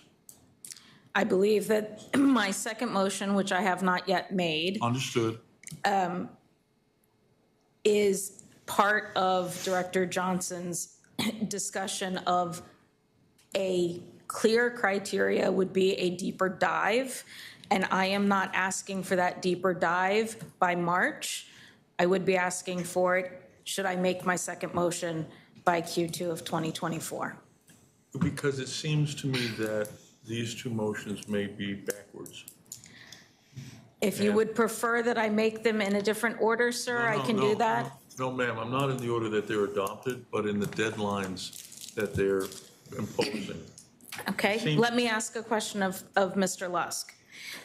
Mr. Lusk, if I were to ask for a clear criteria of pickleball siting by March, is that feasible? I don't believe so, no. If I ask for a preliminary finding or suggestions of where pickleball courts might be available or might be possible that are non-court sites currently by March, is that possible? That's much more feasible, yes. Hence my timing in my motions, Director Farrell. Well, Mr. Lusk, you bought it. I hope you can make it happen with PrAC. Knowing what's on PrAC's agenda, I'm very doubtful that they can get it done by March. And I was at PrAC last night, and this was not discussed with them, so I think they're in for a surprise. I'm on PrAC still. So, further discussion on the motion. All ready for a vote? All those in favor say aye. Aye. Wait. Which are we voting on? You're voting on, read the motion again, please. I move to direct staff. You're good? Okay. First one. First one. First one, yes, Okay, sir. all those in favor say aye. Aye. Okay, that Director Jussack, Director Mapar, Director Petrine, Director Johnson, Director Perry. So opposed? Abstain? Motion passes. Director Cum. President Farrell, I'm just going to ask Peter, as we kind of talk about this concept from a community expectation standpoint, they hear something like alternative locations, and the word preliminary is a really important word in this. I just want to make sure, Peter, as we explain that concept, that word's going to go out and everyone hears alternate location. And Well, the board has already voted, so too late. no, I just The want. next motion. You're good. I move that the Parks and Recreation Advisory Committee, PrAC, work collaboratively with staff to develop and establish clear criteria for citing pickleball courts in Reston, with the goal of finalizing these procedures no later than the second quarter of 2024. And this was referenced in slide 2 of the informational information. So that would be 22. before June 30. Second. Discussion, your motion. Again, this was mentioned on slide 22 of the informational packet that we received. So staff clearly is already on top of that this is important. And I think that given all of the discussion of pickleball over the last 4 years, I believe, that this is a important step in moving forward with any pickleball in the future. And I would ask Mr. Lusk if you feel that that goal of finalizing these procedures by the end of second quarter 2024 might be possible. So just important to note that we had quarter 4 2024 in the community survey implementation plan. I do think that if we prioritize criteria, I think the end of June is feasible, but we would need to make sure that PRAC sees it. I would like the board to be involved as well, at least from a here's what's going on standpoint. So end of June is feasible for looking more in depth at more finite criteria. Director Cummins, I'll come to you, Director Johnson first, and then Director Cummins. Yeah, I think I just want to add on to that. Mr. Cummins? Oh, Director Johnson first, then I'll come to you. So, Peter, you previously said that before developing the in-depth criteria, you wanted to define pickleball for Reston. Just based on having put together standards in the past, I understand putting a vision statement first is important. So do you think that you will have time to do both of those activities? So, define pickleball for Reston and then create criteria based on what pickleball means. It's a good question. I'm not exactly sure they're on the same critical path as much as what are the things that define a pickleball court and what is pickleball in Reston, I think are two different things. I understand your question, but I do think there's also opportunity if we're going to tackle this that we would be talking to the pickleball community as we go. So I think there's an opportunity to maybe have the conversations in a parallel way. I've had some of these conversations generally with pickleball players. One of the items I've noticed here, we don't really have an organized pickleball effort. So I think when we talk about the pickleball community, I think sometimes we're unaware of what that means. So I think there's an opportunity to do some community engagement and talk about what pickleball is, but I think diving down further into criteria by the end of June is fine.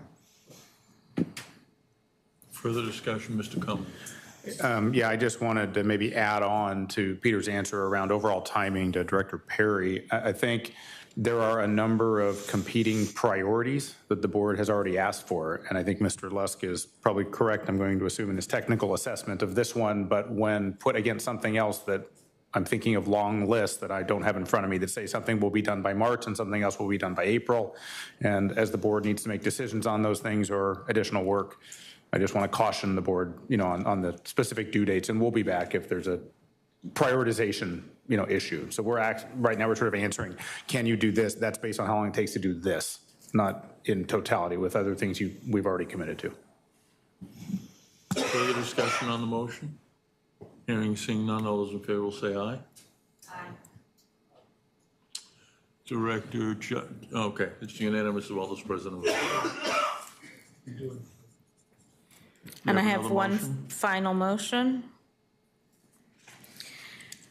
I move to direct staff to work collaboratively with the Parks and Recreation Advisory Committee, PRAC, to begin a process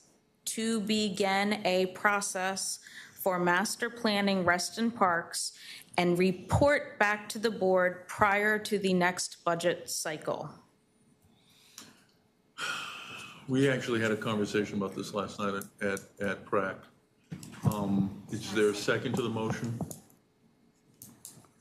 Director Johnson seconds the motion.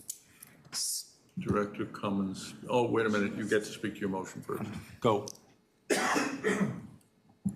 I am not looking for a final process of a master plan. I am looking for the beginnings of what this might look like for Reston, for PRAC, for RA.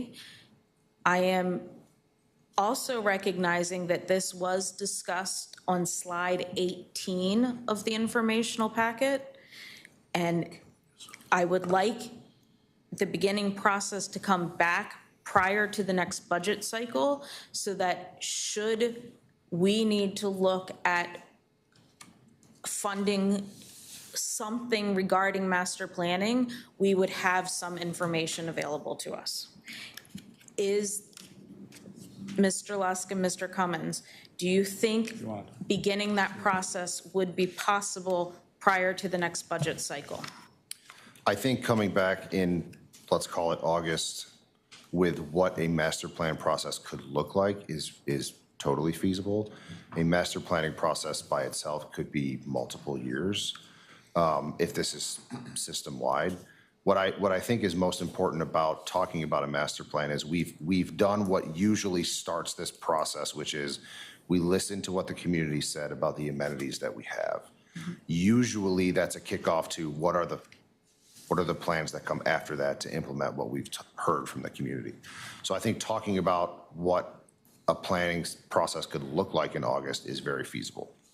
Thank you. The only thing I will add, we have a discussion later on in the agenda around a strategic plan, and the actual doing of a master planning process is a significant effort that goes into, all these other major strategic efforts. So creating, a schedule or an outline or here are the pieces and what it would take, that part, Mr. Lusk right on the money. I just want to, as we get into it later, just keep those ideas in your mind because we will be asking you what the highest priorities for the association are over the next couple of years as well. Director Justice, then Director Petrine. Just so that we're all clear 6 months from now, can you give some high level overview of what is a master plan? Please. Sure. I didn't know if that was it. Sorry. Please. So typically when you're looking at a park master plan, you're going to see a few elements. One of those elements will likely be benchmarking, what's in the area compared to what we have. You may see a level of service conversation, meaning how many amenities do we have compared to the population in Reston. You may see national trends and how we may aspire to meet those national trends. You may see, here's the list of amenities from an inventory perspective, and the community survey said that our people in Reston like to use these amenities, so how do we aspire to maintain those amenities? Typically, a park master plan could be up to a 10-year plan that helps a parks organization achieve some of the things that they're looking to and lays out a roadmap to better serve the community. And one more thing, because we have the word parks in here. So it makes me feel like it's like FCPA, but not. Sure. But what this means is it's not just the parks that Reston has. It's all of the facilities, not recreational spaces and amenities might be a better term.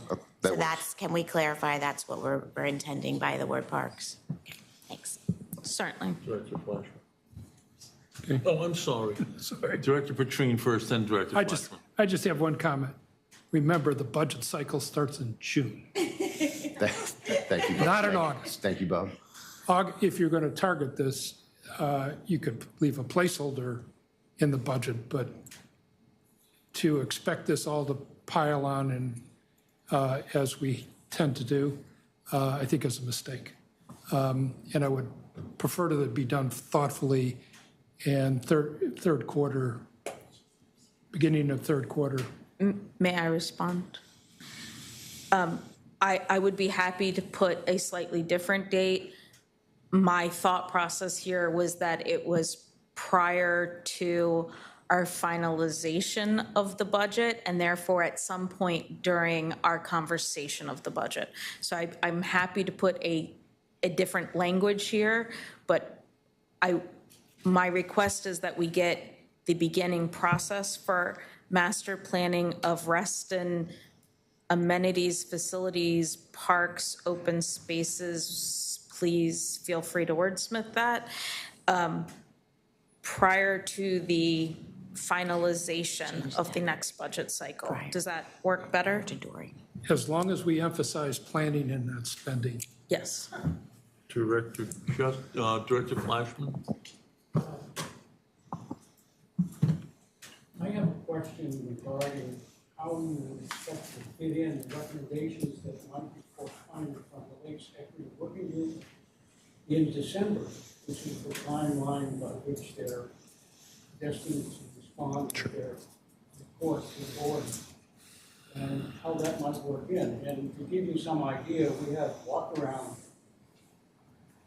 Lake Anne and seen possible sites for improvement of facilities or installation of facilities that would encourage people who are not lakeside dwellers to make use of the lakes and enable them and be more inviting than currently is available.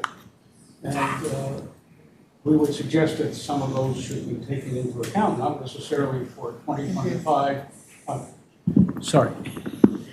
Not necessarily for 2025 immediate implementation, but certainly for consideration in a long-term plan. Sure.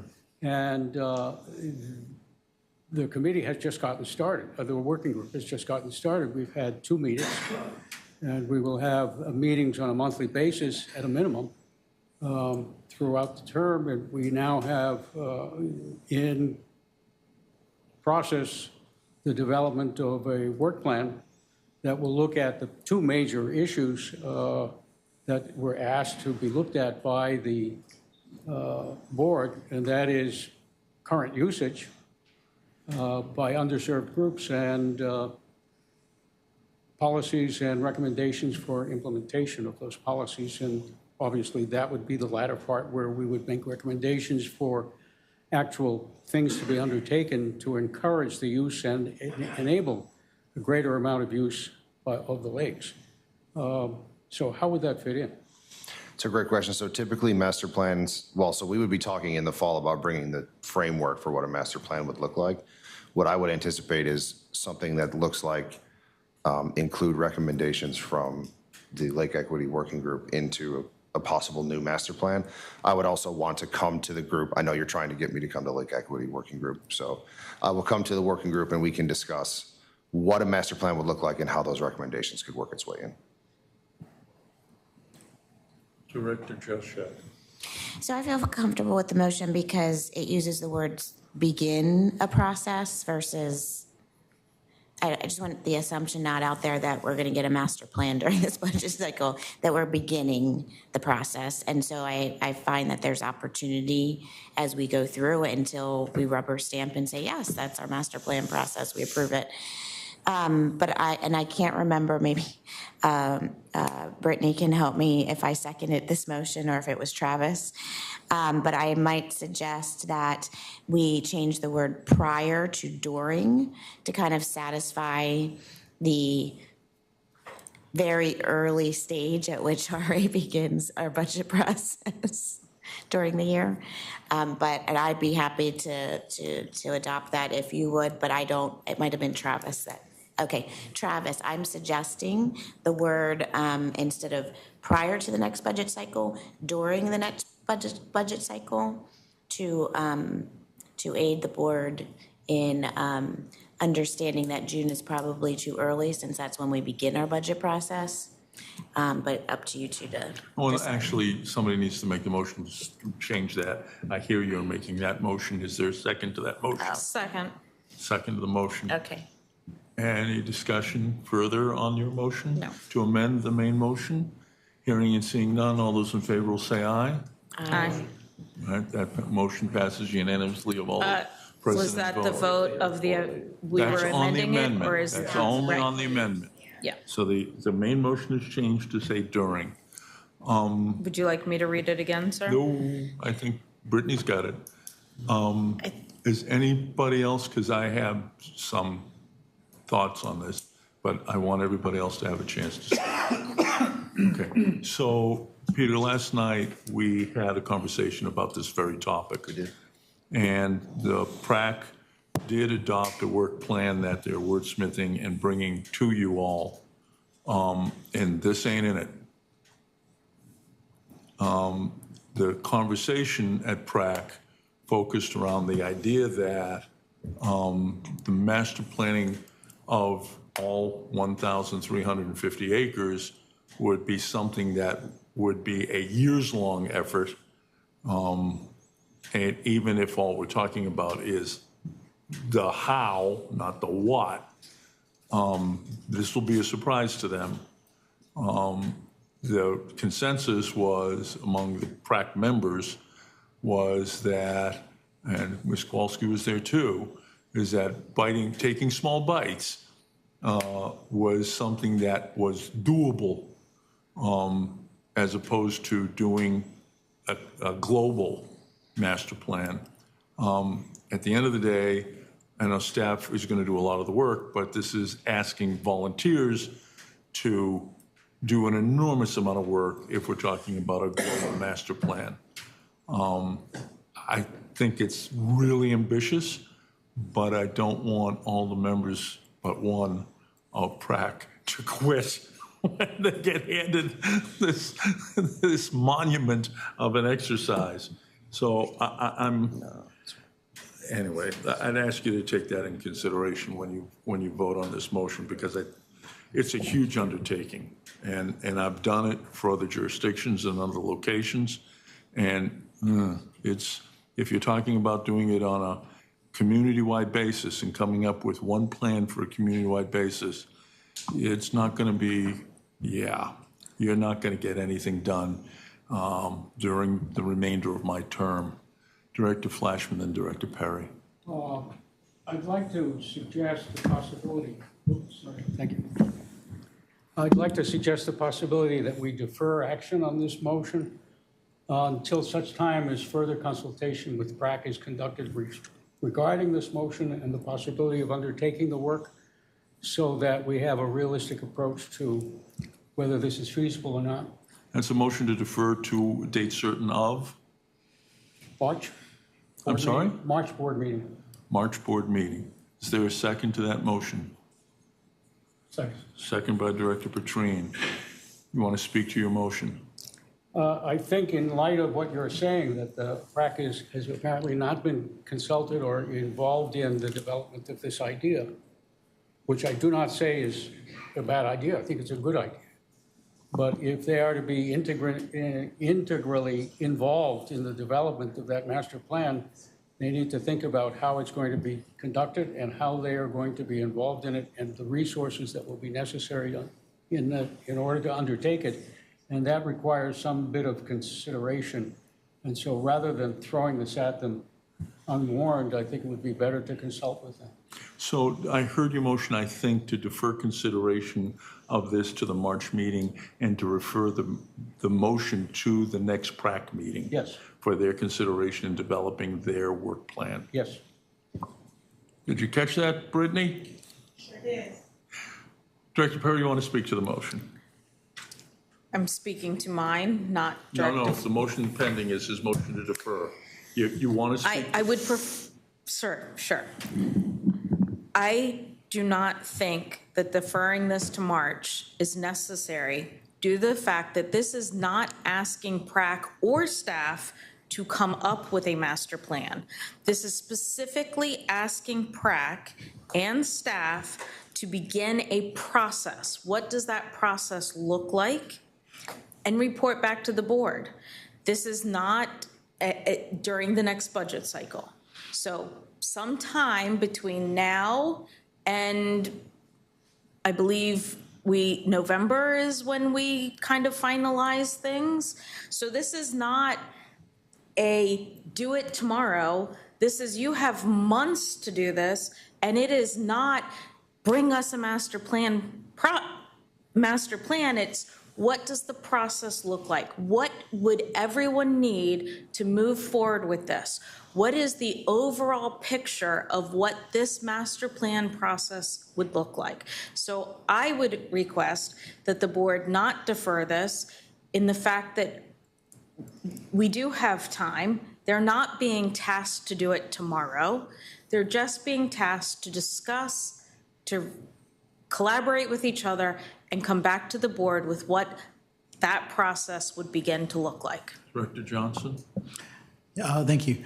Yeah, I actually thought that when I'd stepped out, we'd started discussing another motion because it was very clear that all we're asking for is a broad outline and a vision for what a plan will look like.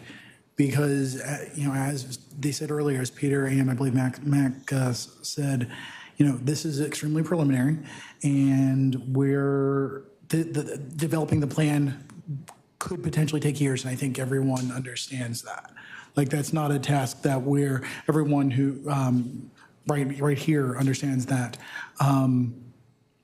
We're not expecting results quickly. We're not expecting results by the end of the year. We're expecting just to see what that process will look like, the process that will then begin after that. So this is a long-term task we're looking at here. We're not asking for PRAC to take on a monumental task quickly. Well, when you see their work plan, you'll understand. They've got a lot of heavy-duty things to do on the work plan, and this ain't one of them. Director Judge Sack. So when I saw, when Margaret shared the motions, I, as part of my due diligence, checked in with the PRAC chair and asked if there was any objection or concern about them. She said, I'm basically okay with all of them in her reply to me. Ms. Bitzer's not the committee. I know she's not the committee, but but Trevor's wasn't around. I'm not done yet. Oh, I beg your pardon. So I felt more comfortable moving forward with the motions because the PRAC chair said that they're okay. And on this one in particular, I feel okay moving forward because it is the beginning of a process. It's not asking for any final documents. And I actually think that it's a good process to have check-ins as something as massive as this type of project starts, so that we can, as a board, help adjust or give feedback if we don't think, staff or PRAC are going in the direction that we would hope that they would go. So I will answer, or I will vote yes on this one. Thanks. I believe this is a common problem that we have with all of our advisory committees is at times we tend to talk past one another. PRAC has come up with a work plan that it's willing to do. The board comes up with other items that they want PRAC to do. And it would be nice if we collaborated, because these are essentially to supplant. The board meets once a month or twice a month or 3 times a month. So, but it's only 3 times a month. It's these efforts, particularly when you're going to come up with a master plan, is going to be big. And I look at what is PRAC willing and able to do. Let's be practical. If we wish this thing to kind of spin around for a couple of years, let's do it. But if we expect some results, we ought to be able to agree, not me and you, but PRAC to the board as to what our expectations are. Director Mapar, then let's see who else had their hand up. Okay, but Thanks, sir. Director Flashman hasn't spoken to his motion twice yet. Go Thanks, ahead, sir. Director So Mapar. I am going to speak on Director Flashman's motion to defer this, which is what the topic is right now. And I am not in favor of that. In my opinion, the sooner we pull the string on this and get PRAC to have a look at this, the better. We don't need to wait another 2 months, 4 months. We're not asking them for a full plan. This is basically planting a seed to get the process started. They will come back and they will give us an estimate, timeline, et cetera, and we have to be nimble and agile, adapt, improvise, and move forward. But this is something that needs to be done. Why delay it? Just do it. Director Flashman.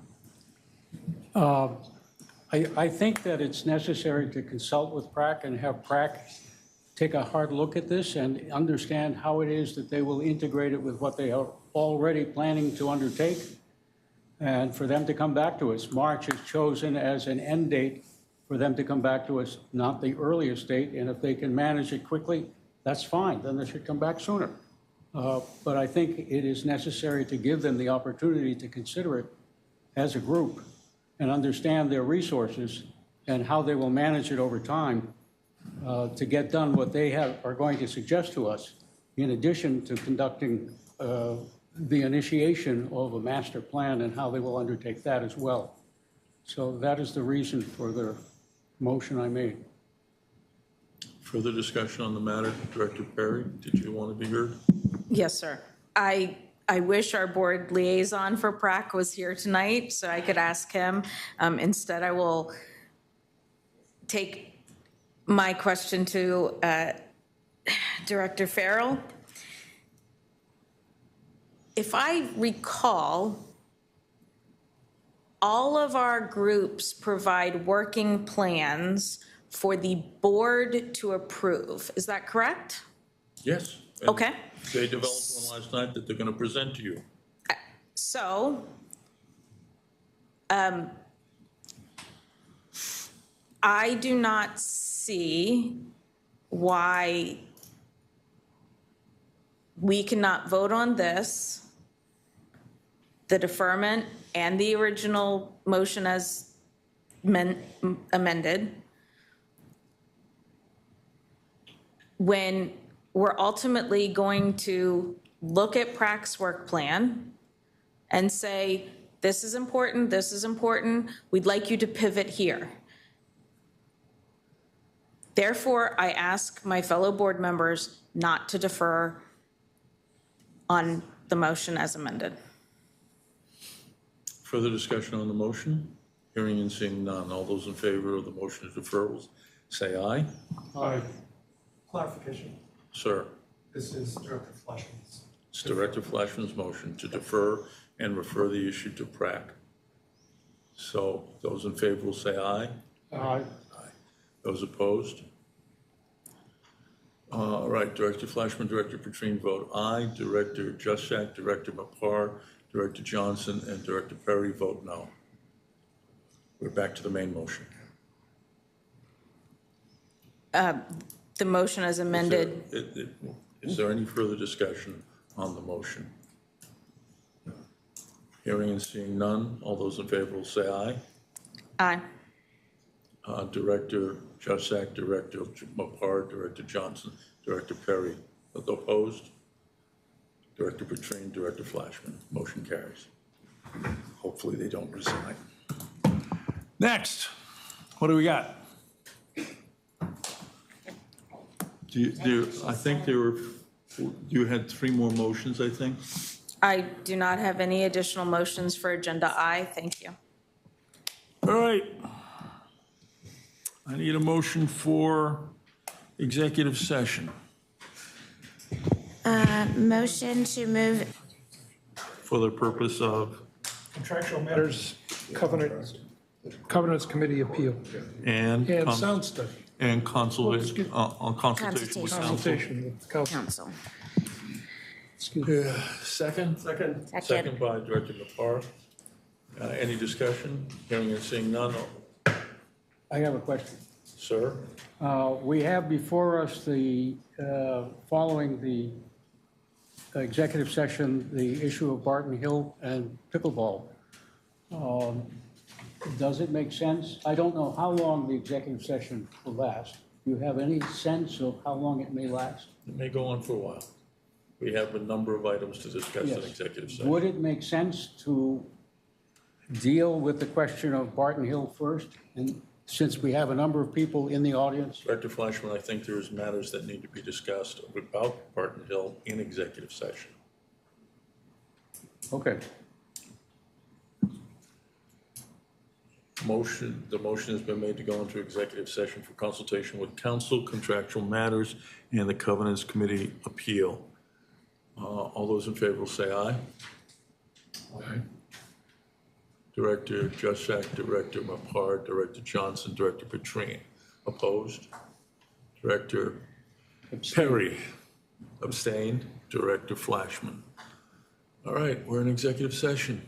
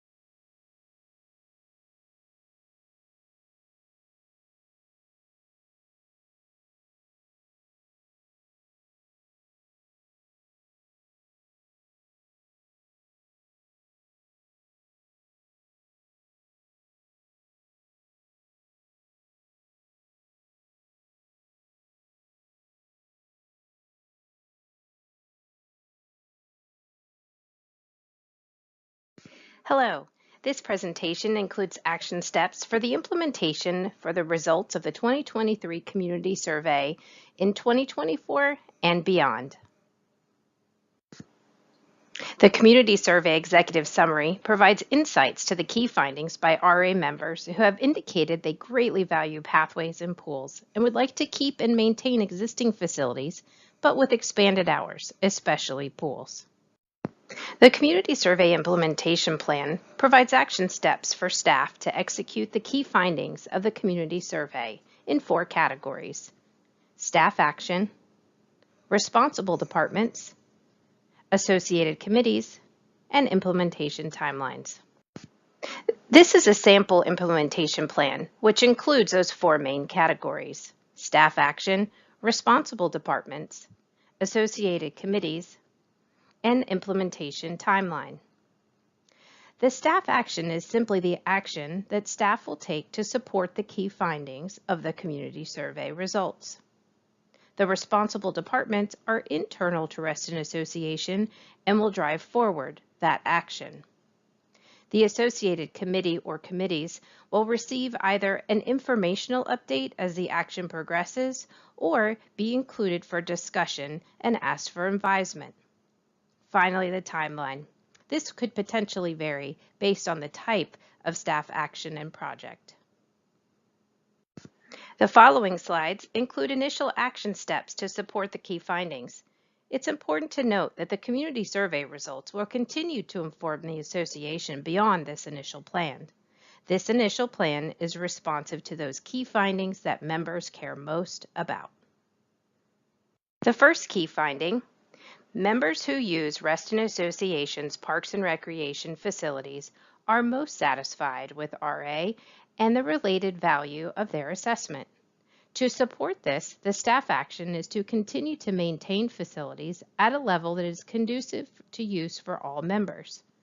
As mentioned in the sample slide, please note the responsible department and committees and the implementation timeline for each of these slides moving forward. Continuing with this key finding, staff will conduct a review of operating hours for all recreational facilities to ensure responsiveness to the survey where possible. Next, the following 3 slides support the key finding. Members are far more interested in maintaining and in some cases expanding usage opportunities for our current parks and recreation facilities than they are investing in new facilities. The staff action is to review the existing capital improvement plan to ensure facility maintenance projects are planned for recreational facilities in lieu of new. Continuing this key finding, staff will review existing plans for tennis court maintenance and allocated dollars to create a comprehensive tennis court maintenance program. With this key finding, staff will review existing planned projects for pools and will revise to include mechanical, electrical, and filtration equipment with an additional focus on bathhouse upgrades. The next 2 slides support the key finding. Reston Association's paved pathways are used by virtually all members. They are the more frequently used than any of our other parks and recreation facilities, and they are our most widely valued parks and recreation resource. Staff will review the existing capital improvement plan for paved trails and ensure that the funding reflects the popularity of this amenity. Continuing with this key finding, pathways, both paved and unpaved, are the most valuable amenity. RA has an intricate inventory of unpaved pathways. Staff will review these pathways and suggest new signage, interactive directionals, and an updated map for members. Next, the key finding: Reston Association pools are used by almost 7 out of 10 members. They are the second most frequently used facility type, and they are also widely valued by our members. Staff will conduct a review of operating hours for all recreation facilities to ensure responsiveness to the survey where possible. Continuing with this key finding, staff will work to ensure credit card point of sale at all pool facilities, explore other e-commerce opportunities such as Venmo or PayPal. The following 6 sides support this key finding. Reston Association's lakes and ponds and parks and playgrounds are used by over 75% of our members. However, usage of these facilities is less frequent than trails and pools. To support this key finding, the staff action is to refine the budget request for boat rental operations at Lake Audubon to be included in the 2025 budget process. Continuing with this key finding, with the hiring of the environmental director, increase nature education program opportunities to include lakes and ponds.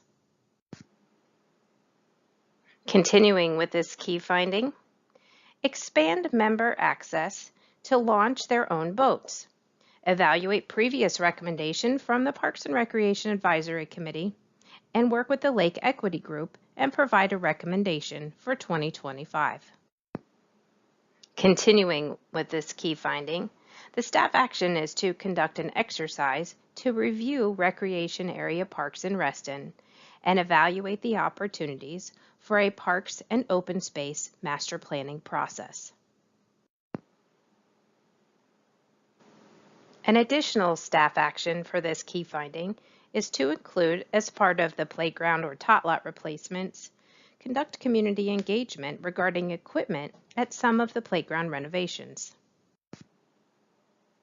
The final action step for this key finding is to prioritize an ADA siting process or ADA improvements to existing playgrounds. Moving on to the next key finding, roughly 40% of our members use our court facilities at least occasionally for either pickleball and/or tennis, and their usage frequency is typically half of that of trails and about 30% less than that of pools. Staff will review existing plans for tennis court maintenance and allocated dollars to create a comprehensive tennis court maintenance program. Continuing with this key finding, staff will create criteria for siting pickleball courts in Reston and use the Fairfax County study as a baseline for creating criteria. Continuing with the tennis and pickleball theme, the next key finding, members are generally pleased with their usage of our tennis and pickleball facilities, although they do have concerns with court access, especially during peak usage hours. The staff action will be to explore court reservation options to be made available for members. Moving to pools and the final 2 slides, this key finding is that members are less pleased with their usage of our pool facilities and have identified this as Reston Association's most pressing area for parks and recreation improvement.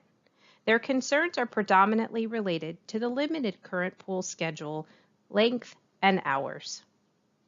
Staff will review existing planned projects for pools and will revise to include mechanical, electrical, and filtration equipment with an additional focus on upgrades to the bathhouse.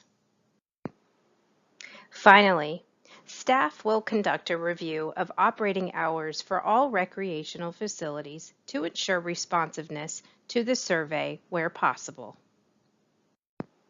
Thank you for your time. We hope this presentation provided information for the initial action steps to support the key findings noted in the community survey by Reston Association members for this year and next.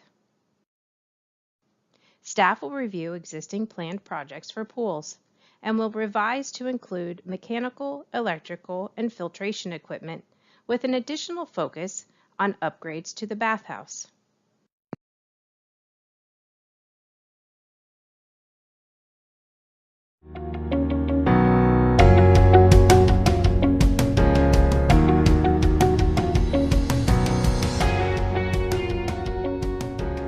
Hi, I'm Ed Abbott, Chairman of the Elections Committee for Reston Association. Last month I told you about the early beginnings of Reston and Bob Simon's vision as I encouraged you to be part of making that vision continue by running for the RA Board of Directors. You may know that Simon's vision was based on a series of guiding principles, those of sustainable development, social cohesion, economic stability, maintaining unique identity, adaptability, and resilience, and preserving community vision. These are principles that have served us well for more than half a century, and the ones our new board members will hope to carry on. That is essential if we, as association members, are to continue to live in a community with a unique character while promoting sustainable and inclusive growth. If you'd like to be part of this important work, please consider running for the board and ensure that Reston continues to be a vibrant, thriving community.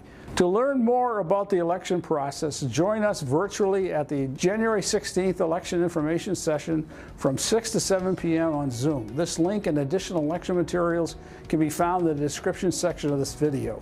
Don't delay. Applications are due January 26th.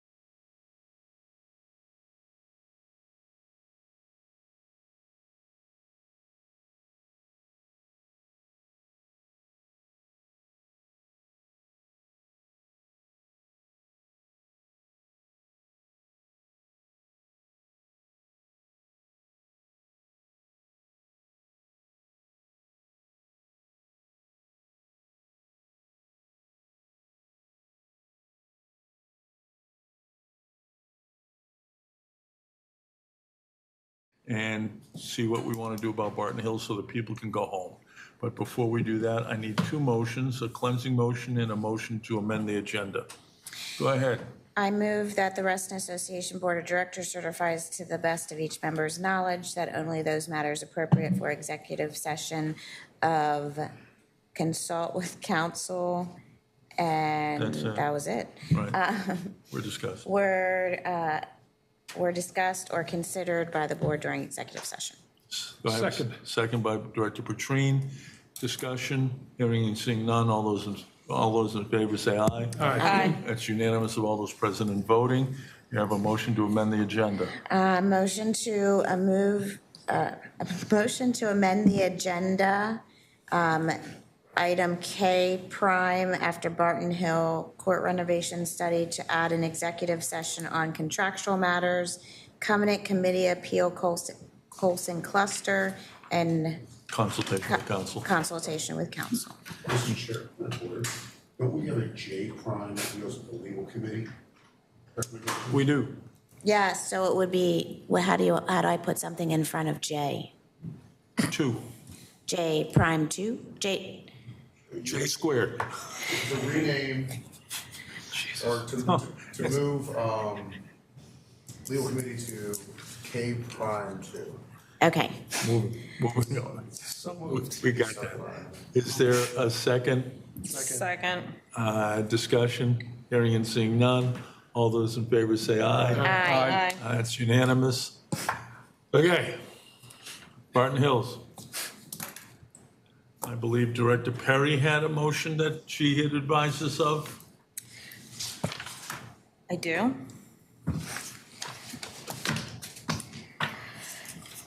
I move that the vote on the Barton Hill Pickleball Courts addition be delayed until the March 28th board meeting, and that the staff move forward with initiating the refurbishment of the existing tennis courts.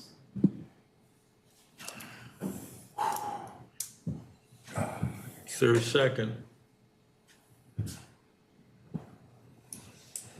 Motion dies for lack of a second. Do I have another motion on Barton Hills? We do. Are you trying to make a motion, Travis? Because I have. I was going to, but I'm going to withdraw. Please, go ahead. Okay. I motion to remove pickleball from the Barton Hill refurbishment project and direct staff to move forward with the Barton Hill project. Without pickleball. Without pickleball. Second by Director Petrine and Director Johnson. Speak to your motion. I just want to make clear that we have heard from the community a lot of really good feedback and a lot of really good engagement. And I am personally not against pickleball, and I do not think anyone on this board is against pickleball. I can't wait until we bring pickleball to the community.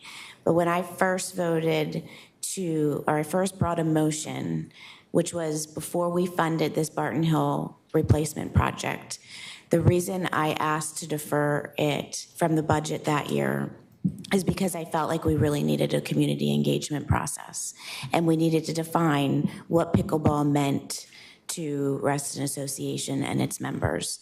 And unfortunately, we have now gone through part of that process. I just would have, on the front end, I would have hoped that we could have gone through that process before funding a replacement, because I feel like we've pitted members against members, unfortunately, and I don't think that was ever the intention of the board that approved it. But I think that that's, a road that we have gone down. I'd really love to see Reston move forward with defining what pickleball means to us, just like we've done planning in this community and pride ourselves on planning in this community. I just don't think we got there with Barton Hill, and I don't think that we should hold any of the community members to wait for us to deliberate some more, to ask some more questions, and to make a decision. But I really do hope that we find a place to put pickleball in South Reston, a board member that represents South Reston. I'd like to see pickleball in Reston. But I don't think that it is meant right now for Barton Hill, and I'd like us to put the community's mind, I guess I can't say at ease, but finalize this so that people know what direction that we're moving. I think it's time. Thank you. Director Petrine, Director Johnson, Director Perry.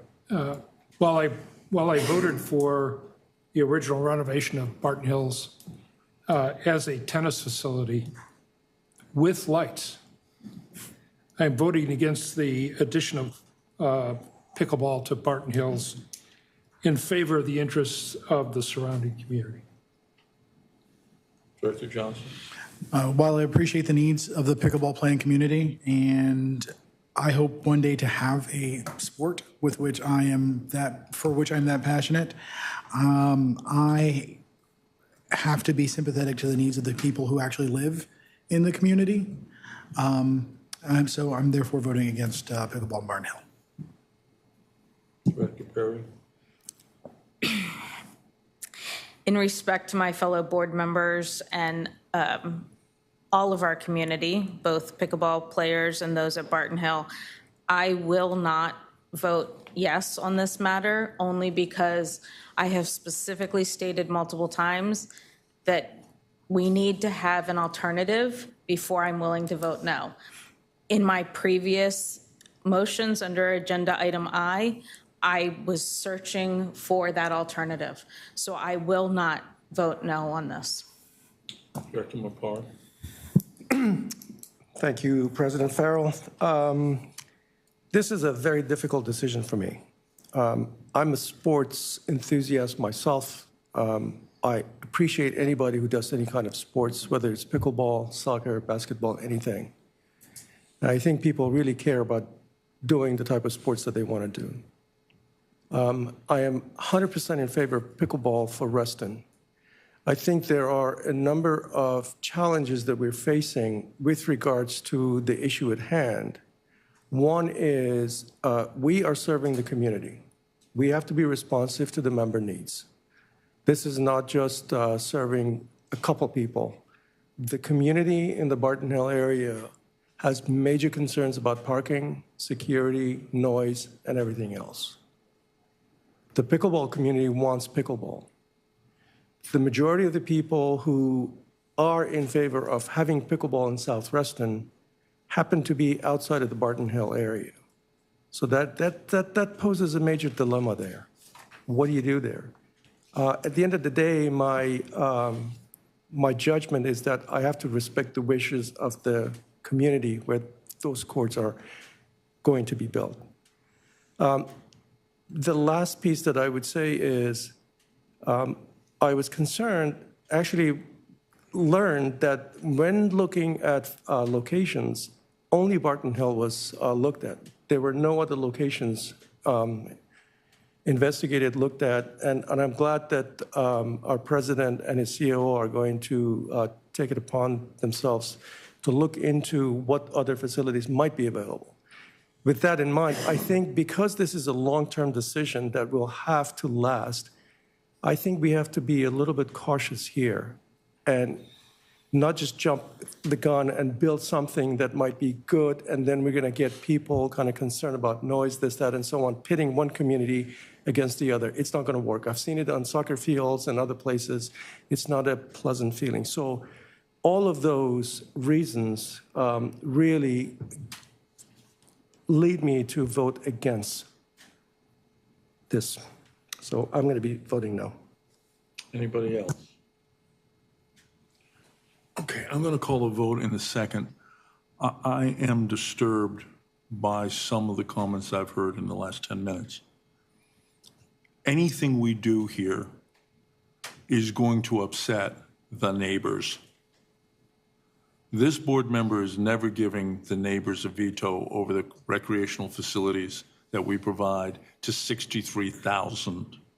The neighbors' concerns need to be taken seriously. We need to do everything we can to mitigate and ameliorate the impact on the neighbors, but no way in hell am I ever going to give the neighbors a veto over serving the other 63,000 people. And I'm disturbed that I heard some of my colleagues suggest that that's the fundamental analysis. I hope that's not the case, because otherwise we can just shut down and go home, because there will always be people next to a facility who don't want the facility. In fact, I've heard people contact me wanting us to shut down pools because they're too loud, or to shut down baseball fields because they're too loud. They don't like the sound of the batting cage pinging. They don't like this sound or that sound. And if we get to the point that we can allow the people, the members in the immediate vicinity, to make these decisions, what are we here for? The obligation of this board is to represent all 63,000, not the folks in the immediate, not just the folks in the immediate vicinity. So I'm concerned about what I heard tonight. With that, I'll call the vote. All those in favor of the motion will say aye. Director Mapard, Director Jussack, Director Petrine, Director Johnson, Director Flashman. Opposed? Director Perry. We move on. We need to go back into executive session. I had additional motions, please. Oh, I beg your pardon, ma'am. Forgive me. You have a motion. I move to direct staff to review and evaluate various options for sound barriers to be installed at the Autumnwood and Colts Neck racket courts within the calendar year 2024. Okay, that motion is not germane to the question at hand. I'm going to ask you to agree to push that over to Bach, and we'll put it on the February agenda. Just a suggestion, that sounds like a costing out thing that could be part of the budget exercise, as well. So there's a process for members to suggest budget things to fund. That would be as well. something I'd expect you to come back to us with. When that motion is made in February, we'll set a time for them to come back, and that would be part of what you come back with. Fair enough? Good. Anything else, Director Perry? Yes. Go ahead. I move to direct staff in conjunction with the Parks and Recreation Advisory Committee to determine the feasibility of making the Autumnwood racket courts exclusively pickleball and/or adding additional temporary pickleball courts within Reston, and report back to the board no later than third quarter of 2024. Same ruling. If we can put that over on the bulk agenda, and then we'll bring it up for consideration in February. And we'll look forward to that conversation then. Anything else, Director Perry? Disappointed in my fellow board members. It's quite all right. We all have that experience from time to time, sometimes more often than others. Next item, we need to go back into executive session. Move into executive session for consultation with council, contractual matters, and covenants committee appeal Colson cluster. Is there a second? Second by Director Johnson. Discussion? All those in favor will say aye. Aye. Aye. That was unanimous of all those present and voting. We go back into executive session.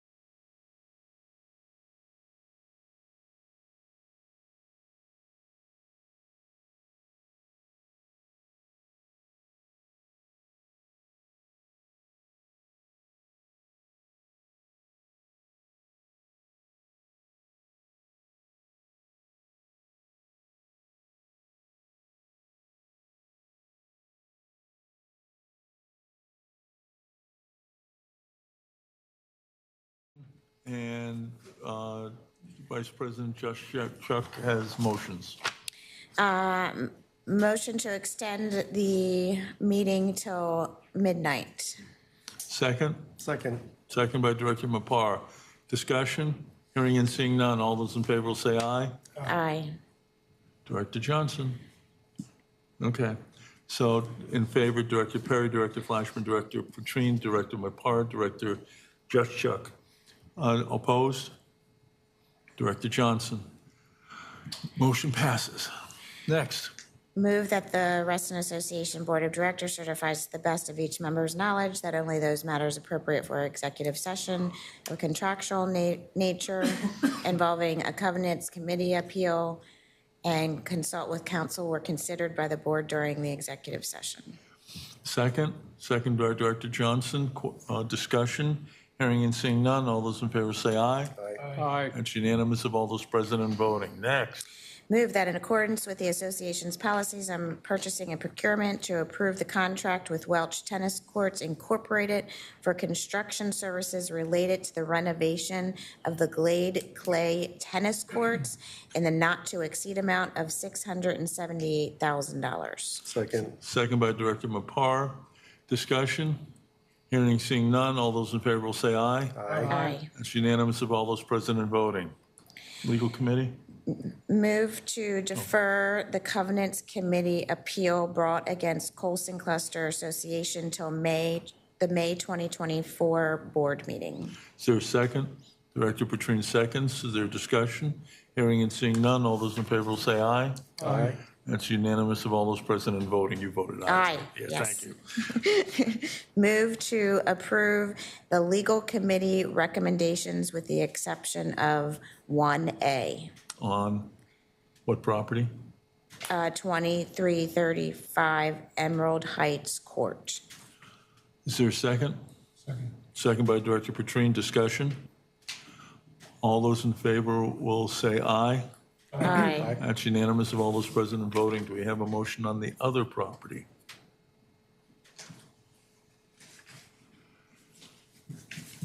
There are two properties. Covered by the. It covers both properties? No. There were two sets of legal committee recommendations. Yeah. I accepted the rest of them. Oh, okay. Oh, I'm sorry. I thought you corrected the rest of them. I thought you were only making the motion as to the one property. Okay. Okay, so that takes care of all legal committee recommended. Director Petrine? I'm sorry, we we did that. we did already. We did the legal We committee. did already. He's not happy. Two. Yes, he made a point, and it stuck right here. Next issue I have, unless somebody tells me I'm nuts, and I get told that on a regular basis, is item L, strategic plan. Mr. Cummins, can you summarize what's in the PowerPoint, sir? Oh, that's right, we are taking a break. I'm going to recess for 5 minutes, come back at 11:15. You can all thank the Director Juszczyk. See you back here at 11:15. Okay.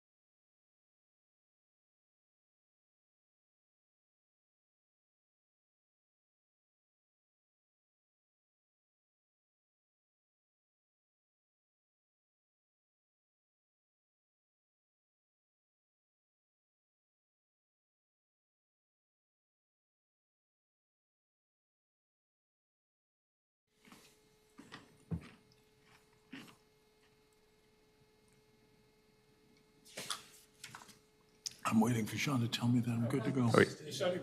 Oh, ready, Sean? Yes, sir. All right, back in session in 3, 2, 1. All right, we're back from our short bio break, and Mr. Cummins, it's yours. Thank you. So we're introducing the first draft of a Reston Association strategic plan this evening that would be a 3-year plan.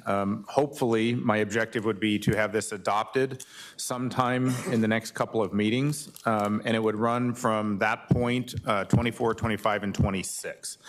As we introduce the topic, one thing we talk about is not doing PowerPoints or death by PowerPoint.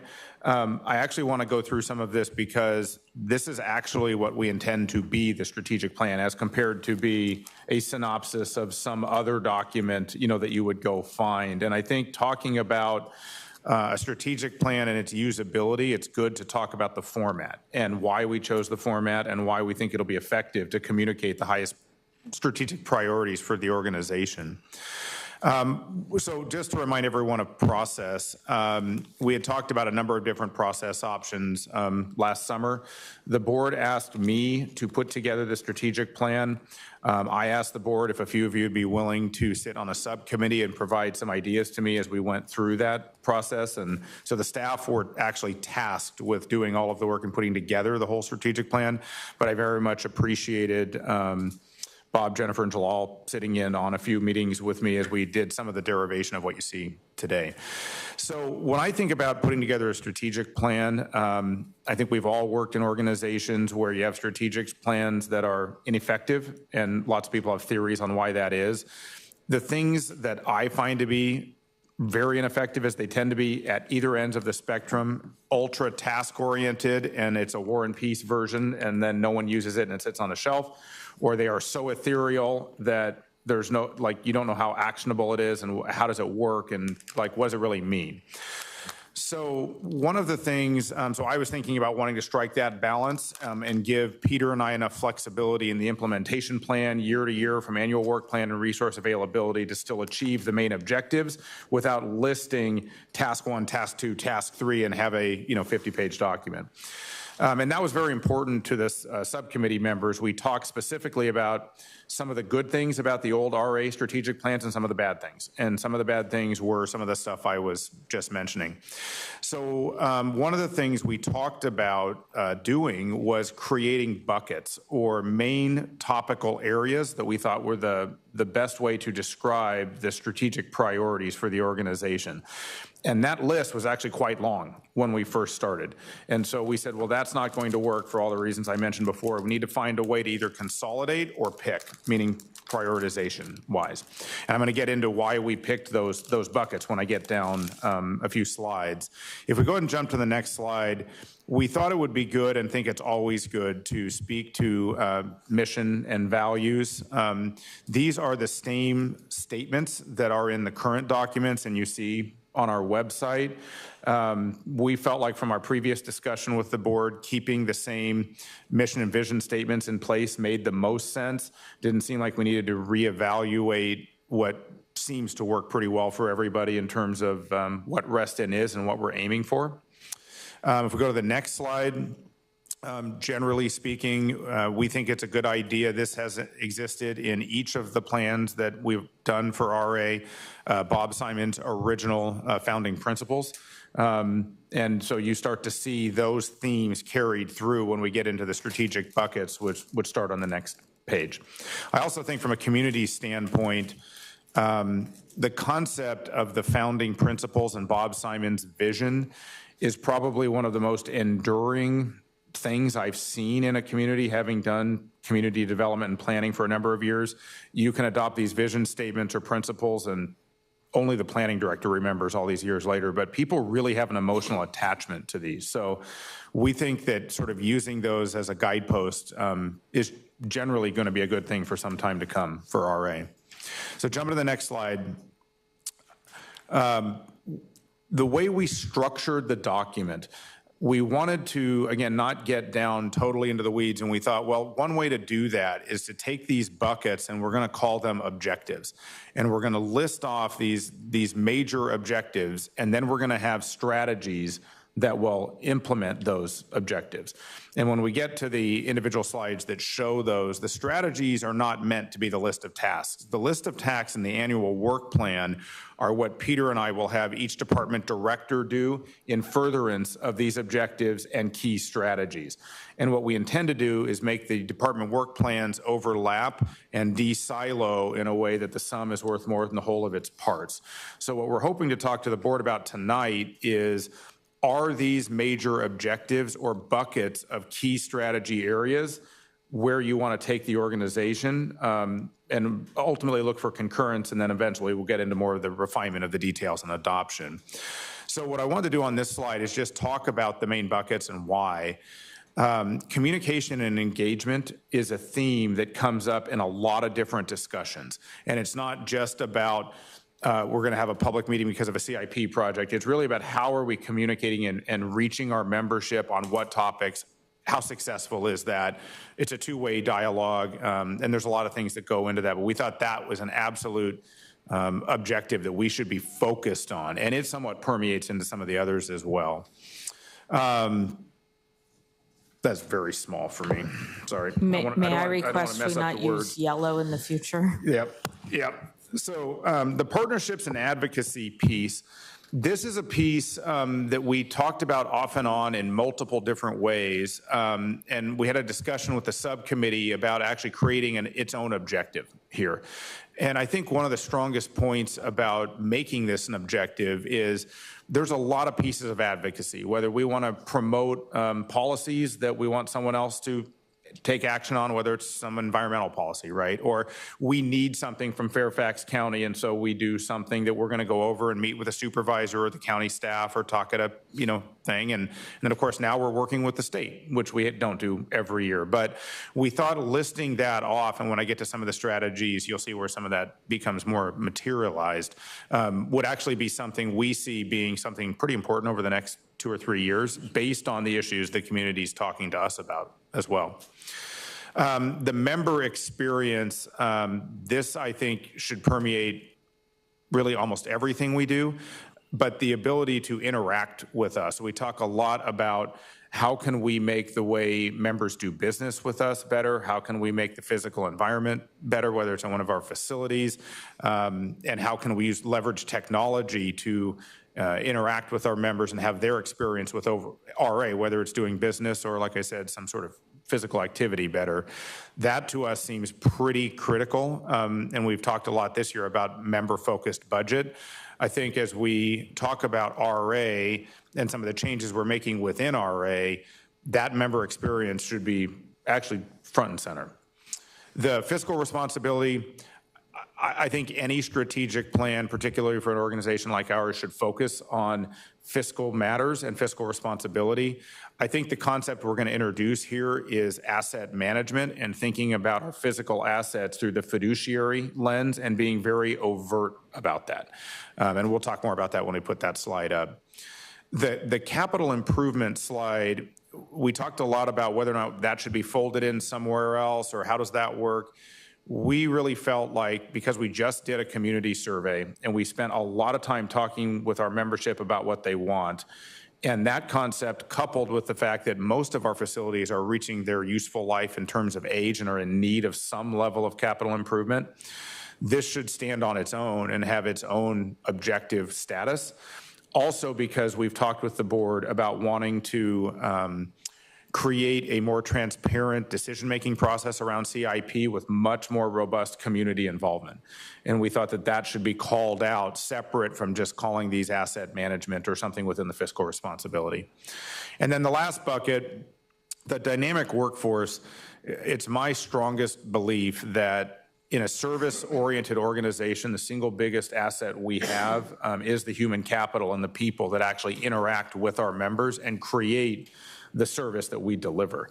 And I think focusing in on the organization and improvements within the organization and the staff lead to better service results and things that happen outside of the organization.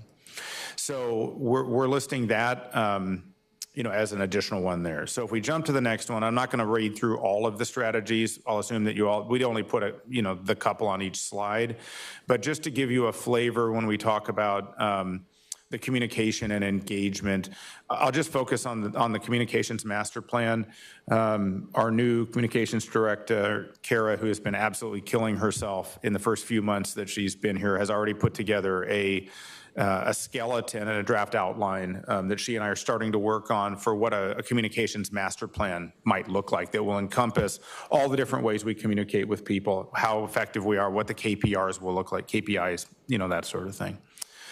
If we jump to the next one, because I really want to get into the conversation, the partnerships and advocacy, I do want to highlight a couple of things. So we had a few discussions tonight about what strategies to activate different grassroots advocacy efforts, might look like. We think it would be good to have a strategy around building relationships. It's one thing to just sort of have meetings because the past board president had that meeting or the past CEO had that meeting. We think actually identifying those things as a strategy is a good thing. And then when we go to implement those things, we can point to what we're doing, why we're doing it, what the outcomes are.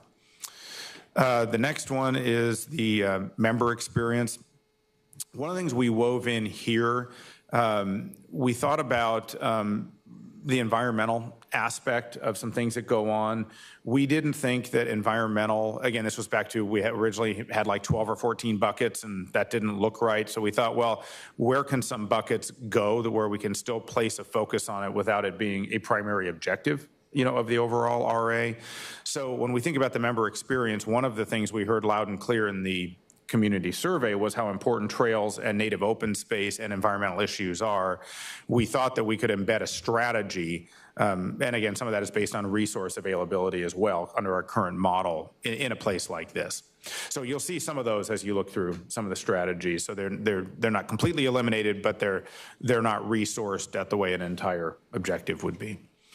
And then moving on, the fiscal responsibility, I think I've spent probably enough time talking about that. You'll note just at the bottom, the operating cash policy has come up at this level so many times. We thought we're going to go ahead and list that as a 24 thing. You're going to get to it at your next meeting. It may or may not be done, but if it is done, it's listed here, and we thought that was appropriate. And then I'll just go quickly through the last two slides and then talk about what we're hoping to get from tonight. Capital improvement, I spent probably enough time talking about what the main objectives were. The strategies are meant to further, those things. And then the last one on the workforce, I think I talked quite a bit about how those things all work together. Having staff accountability and what the member service, the relationship to the member service. So I think, it's already 11:30, but my goal is to get a strategic plan adopted that the board is comfortable with, understanding that annual work plans will change. There hopefully won't be another casino thing, but there'll be something that will pop up that will obviously shift our resource deployment over time. We think that these, however, are the areas that we think the organization and the community should focus on over the next 3 years. So what we're intending to do is have a format that would look something like this, with these kinds of objectives, these kinds of strategies, and probably no more than 4 or 5, within each objective. And then Peter and I will create the implementation plan that would get these things done. What we plan to do once the document is adopted is come back to the full board once a quarter with a status update, and then probably have each department in our write-ups tie back individual action points to the strategic plan, so we can help the board see individual decision points and how they tie into your strategic objectives, which is not something we've typically done in the past. We've simply had agenda memo or item summary write-ups, and they look like individual decision points over the course of a year. So I will stop there and take feedback from the board. Director Justice. Since this is the first time that we're seeing it, I'm hoping we're all going to stay somewhat high level this go around. So here's my high level stuff. On the Reston principles, I would encourage you guys to go to the comprehensive plan, because they were edited somewhat, and I think it might be worth looking at to see if RA should add them. There might be some cases. I would ask you to go back, and when you say, this is what we're going to accomplish, and I'll give you one example. When you say streamline services provided to RA members, each statement should have like a why. Like, why are we streamlining services to members? What are we trying to accomplish by taking on a process like that? And then love the ad on the advocacy. That was fabulous, and I thought it was missing from the first draft of, yes, I had it on my list too. But I like that ad. And then the other thing that I kind of thought was missing, but I'd love some feedback even from the board was, you typically think of a homeowners association as, also trying to protect the values of the homes that are included. And I felt like somehow that was missing in here. But I don't have any specific, I don't know. It's like the value proposition from a membership standpoint. But I don't have anything specific right now, but I will brainstorm. That's all I had. Thanks. Director Perry. I have two statements. One would be, I appreciate Director Juszczyk's feedback, and I think all of it is very valid. I just would like to have everyone on the team remember that our members not only include homeowners, they also include tenants. So while we want to protect the value of homeowners, we also need to be respectful that they are not our only members. Second, on objective 6, which is your attract, cultivate, and retain a dynamic workforce, I think all of those strategies look lovely. The only one that I would love to hear which small bucket it fits into is promoting team cohesion amongst the different departments within RA. I find that piece is missing, and I think that it would be a very valuable add. Kind of getting rid of the silos. Director McCarty. Mike, since we talked about this and I gave you a copy of my comments, I just want to make sure that the major comment that I had, which was some of the strategic language comes across as process as opposed to action-oriented. I know you captured some of it, but I don't see all of it in there. So we can work this offline maybe during the next meeting, but I had some suggestions handwritten that I gave a copy to Peter. I think you need to really look at the way I present it. I recommended you change the language. Those come across as more action-oriented with results as opposed to just review, update, this, that, and so on. That's all. Director Johnson. Yeah, Mac, under objective number 3, I would really appreciate it if we can think about not just when we say the member experience, not just how folks interact with RA, but with how, excuse me, it's almost midnight, but with how folks interact with each other as well, like more community building activities. I mean, clearly you guys know what you're doing when it comes to that type of thing, like Winterfest, things like that, but more of that. I'd like to look at that. Anybody else? Director Flashman. On objective 4, strategy number 4, do you have a cash policy? No, that came up in our budget process around the operating cash, specifically different than the capital fund. So rather than just implement the cash policy, I think you need to develop one first and then implement it. There is a cash policy. 2 years, 2 months of operating cash. That is it? That's it. That's why. Okay, so you need to have a more sophisticated one. That's an internal guideline for themselves. It's not a board policy. It's not intended to be. Understood. Well, I'm assuming you want something more sophisticated than that. And so you need to develop it before you can implement it.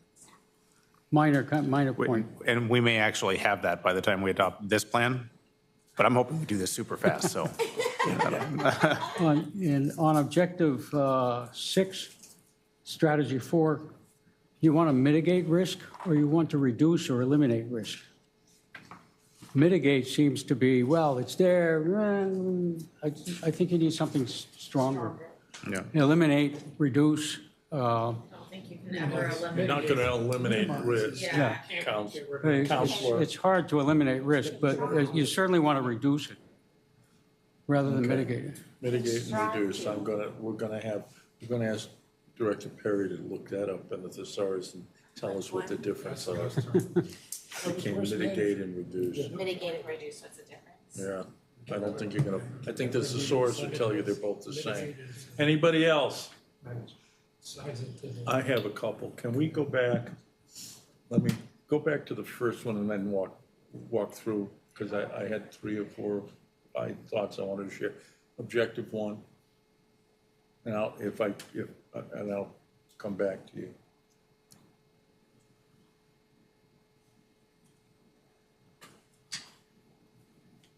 Yeah.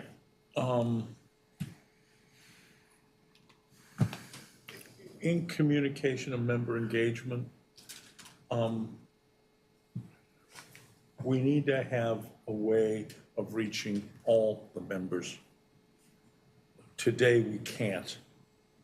Today, we can only do a push out to 8,000, I believe. Oh, I'm sorry, thank you. To me, the most important thing that we do not do today is we do not have the ability to send an email to all members. If I wanted to get all of our members down to Richmond next week, good luck, Chuck. Okay? I can't even get them the message. Now, there are historic reasons for that. I think the reasons for it are no longer obtaining. But to me, a strategy has got to be how to contact every member of RA on short notice, not a mailing, email, or whatever's the fastest way to get them. Go ahead. I just want to, I think we need to attempt that. And the only reason I say that is I am very much aware that there are RA members that do not have email addresses. So I think it's a very impressive goal, but I want to make sure we categorize it that it is not a feasible goal in its entirety. You and I can have that debate later, because I want to get out of here. So that's on objective 1. Can we go down? I don't know that I have anything on 2. But before we jump off that, I think it's a really good point to speak to just about format, John. So like what we would imagine is that concept being embedded in the communication master plan as compared. So just as we're all talking about that great, it would show up somewhere else. But it needs to be an objective that says we will have the ability to push out messages to the entire membership in real time.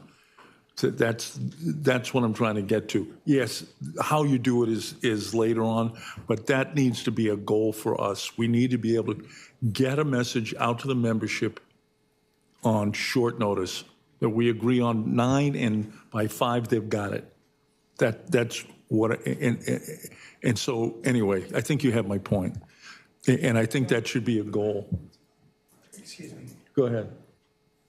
I think what Mac's saying is your point is perfectly valid, but that it falls under multiple strategies up there, not just, because what you're saying is something that every organization should have, absolutely.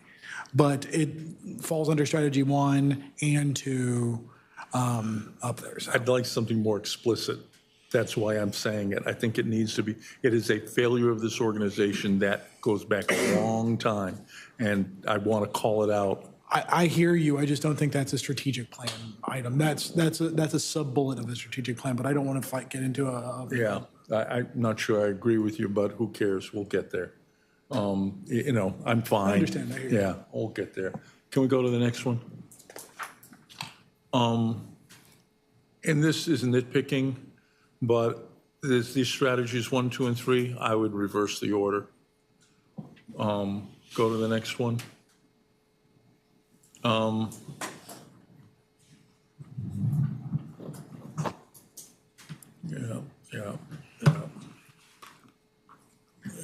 Okay, go to the next one. On this one, I don't see something, and maybe I'm missing it, but I want us to have as an objective maximizing the use of debt and having a debt management plan, not just a cash management plan. And by that, I mean, our line of credit is $500,000, and we have an operation of 23 million. A conversation about borrowing and spreading the cost of our renovations over the life of the asset by funding it through borrowing as opposed to pay as you go. I don't see in any of these where those two thoughts get done, and that's one of the things I'm looking for a CFO to help us understand and maximize it. And so I don't know, maybe it's there, but I tried to find where it would be, and maybe it's a separate strategy. 3. Conduct internal, no, that's not number 3.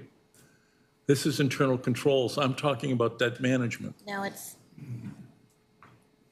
I it's fiscal and procurement processes and procedures.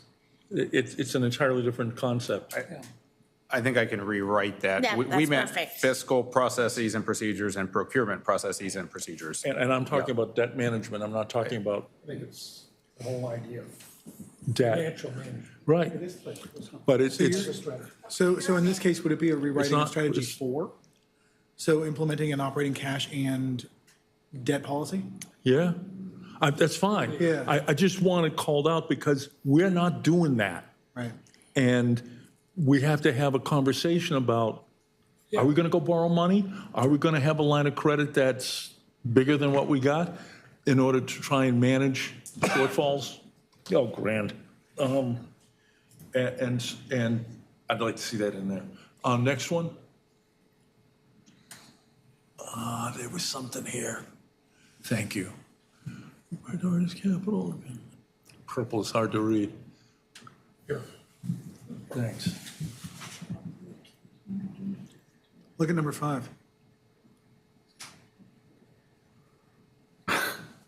Yeah, it seems number 5 Yeah, ought it's to right be there. in the other Number place. 5. Take 5 and put it in the other one. And maybe that gets us there. I think that's right. One of the reasons we put debt in the CIP is I'm trying to also imagine why would we borrow money for something other than the CIP? Oh, no, it's not. I mean, if we had a catastrophic shortfall in revenue, you bridge the gap with a line of credit. That is a legitimate way to bridge a gap. That's why lots of organizations have a line of credit. I mean, that's why I have a line of credit in my business, so it's not just capital improvement. It can be operational, an operational issue. The emergency resolution. I agree that could, Well, we need to examine it. Yeah, That's all. but I That's think all. it's, But it it's really a has to do. conversation that needs to be had, really part of the 3-year strategic plan at this point versus we need to have the conversation and then it in future is added to a strategic plan. No, I'm saying we need to develop, as part of our strategic plan, we need to develop that tool. We need to develop that policy, that tool. What are we using, short-term debt and long-term debt? How are we using it to manage our assessment charging and our cash? And when do you use? Yeah. So, okay, you got it in 5, but I think it's more than just capital. Last one. Thanks. Dynamic workforce. Oh, yeah, this is great. Thank you. Director Joshua. So I was thinking when we just went through this one that we have a volunteer arm. Maybe, Yep. I don't know, something within workforce that's volunteer related because that's still part of your Yeah. workforce. Yeah, brilliant. I don't know why I just came up with that. And then, Matt, can you tell us, after you do the strategic plan here, what's next after that. So are there going to be items that you go back later and come under strategy 1? Are you going to have a list of items under strategy 2? Like, is this the bottom level of the strategic plan, or are you creating another level under that that's more operational?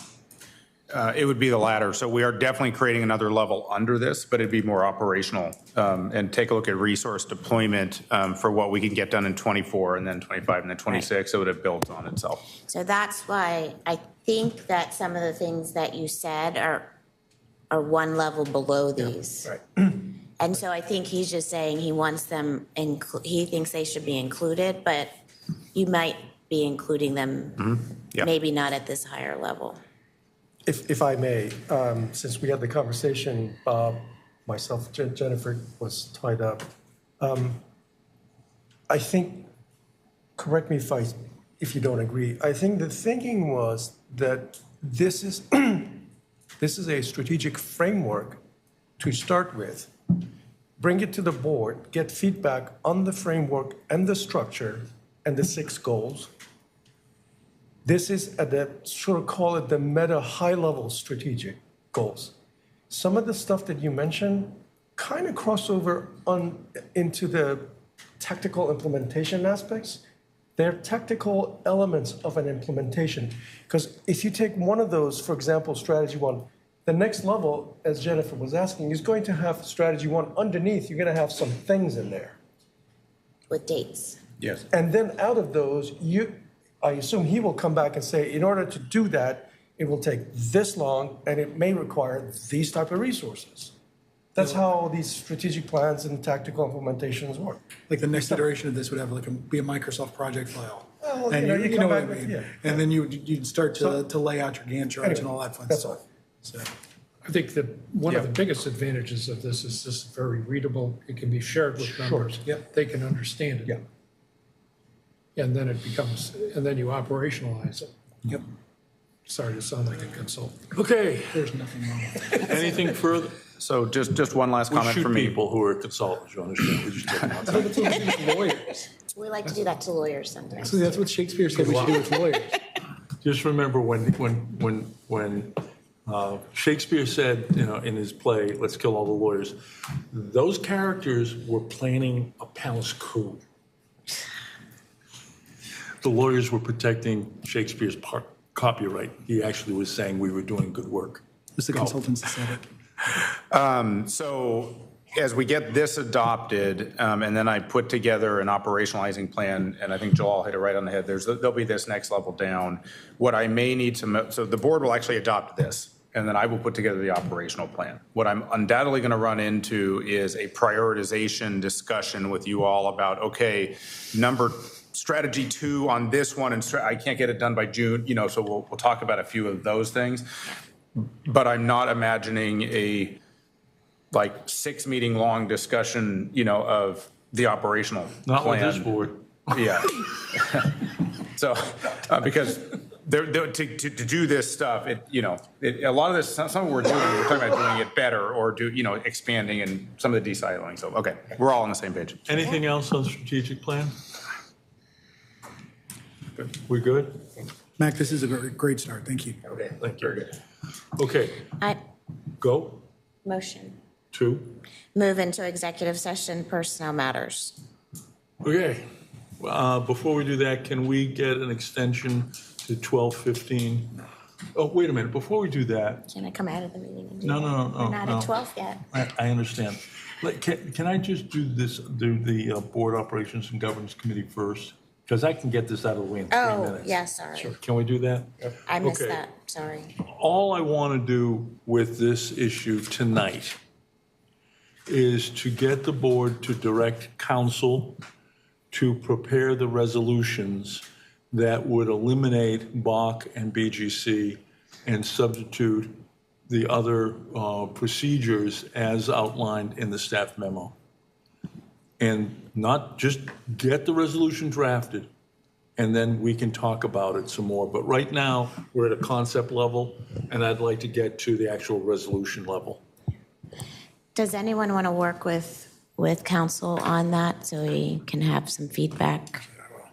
I'm happy to do that. Okay, so then I will motion to direct council to create a new, it's two resolutions, right? Resolution. No, to amend the existing resolution. Amend the existing resolutions that include the board operations and board governance committee To eliminate them and replace their functions. Yeah, it's eliminating, I'm sorry. Okay, to amend the resolution that includes the board operations and board governance committee, thus eliminating them and using the guidance of the materials under item M in tonight's packet with the assistance of Director Perry, Director Johnson, Director Mapar, and Director Juszczyk.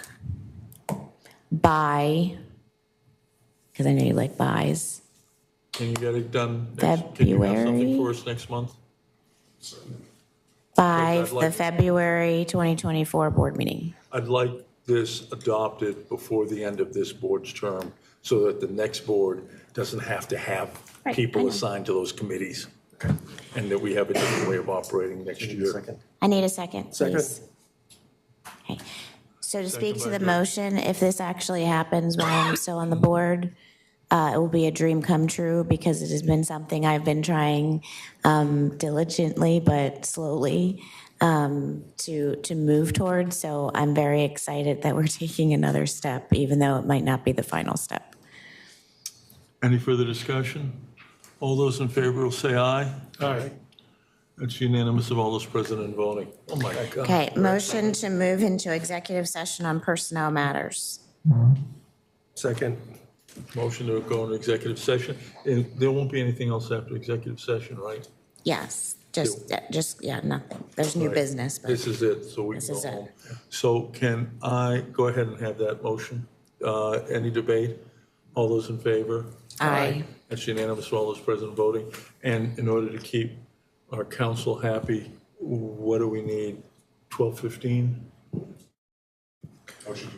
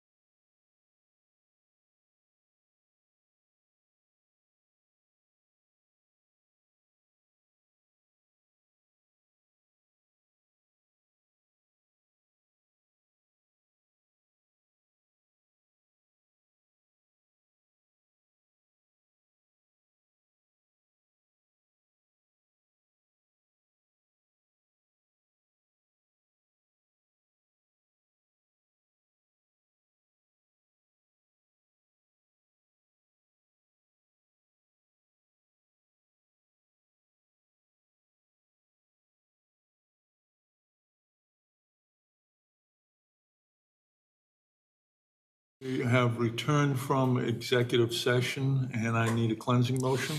Move that the Reston Association Board of Directors certifies to the best of each member's knowledge that only those matters appropriate for executive session of personnel matters were discussed, considered by the board during the executive session. Second, Director Johnson.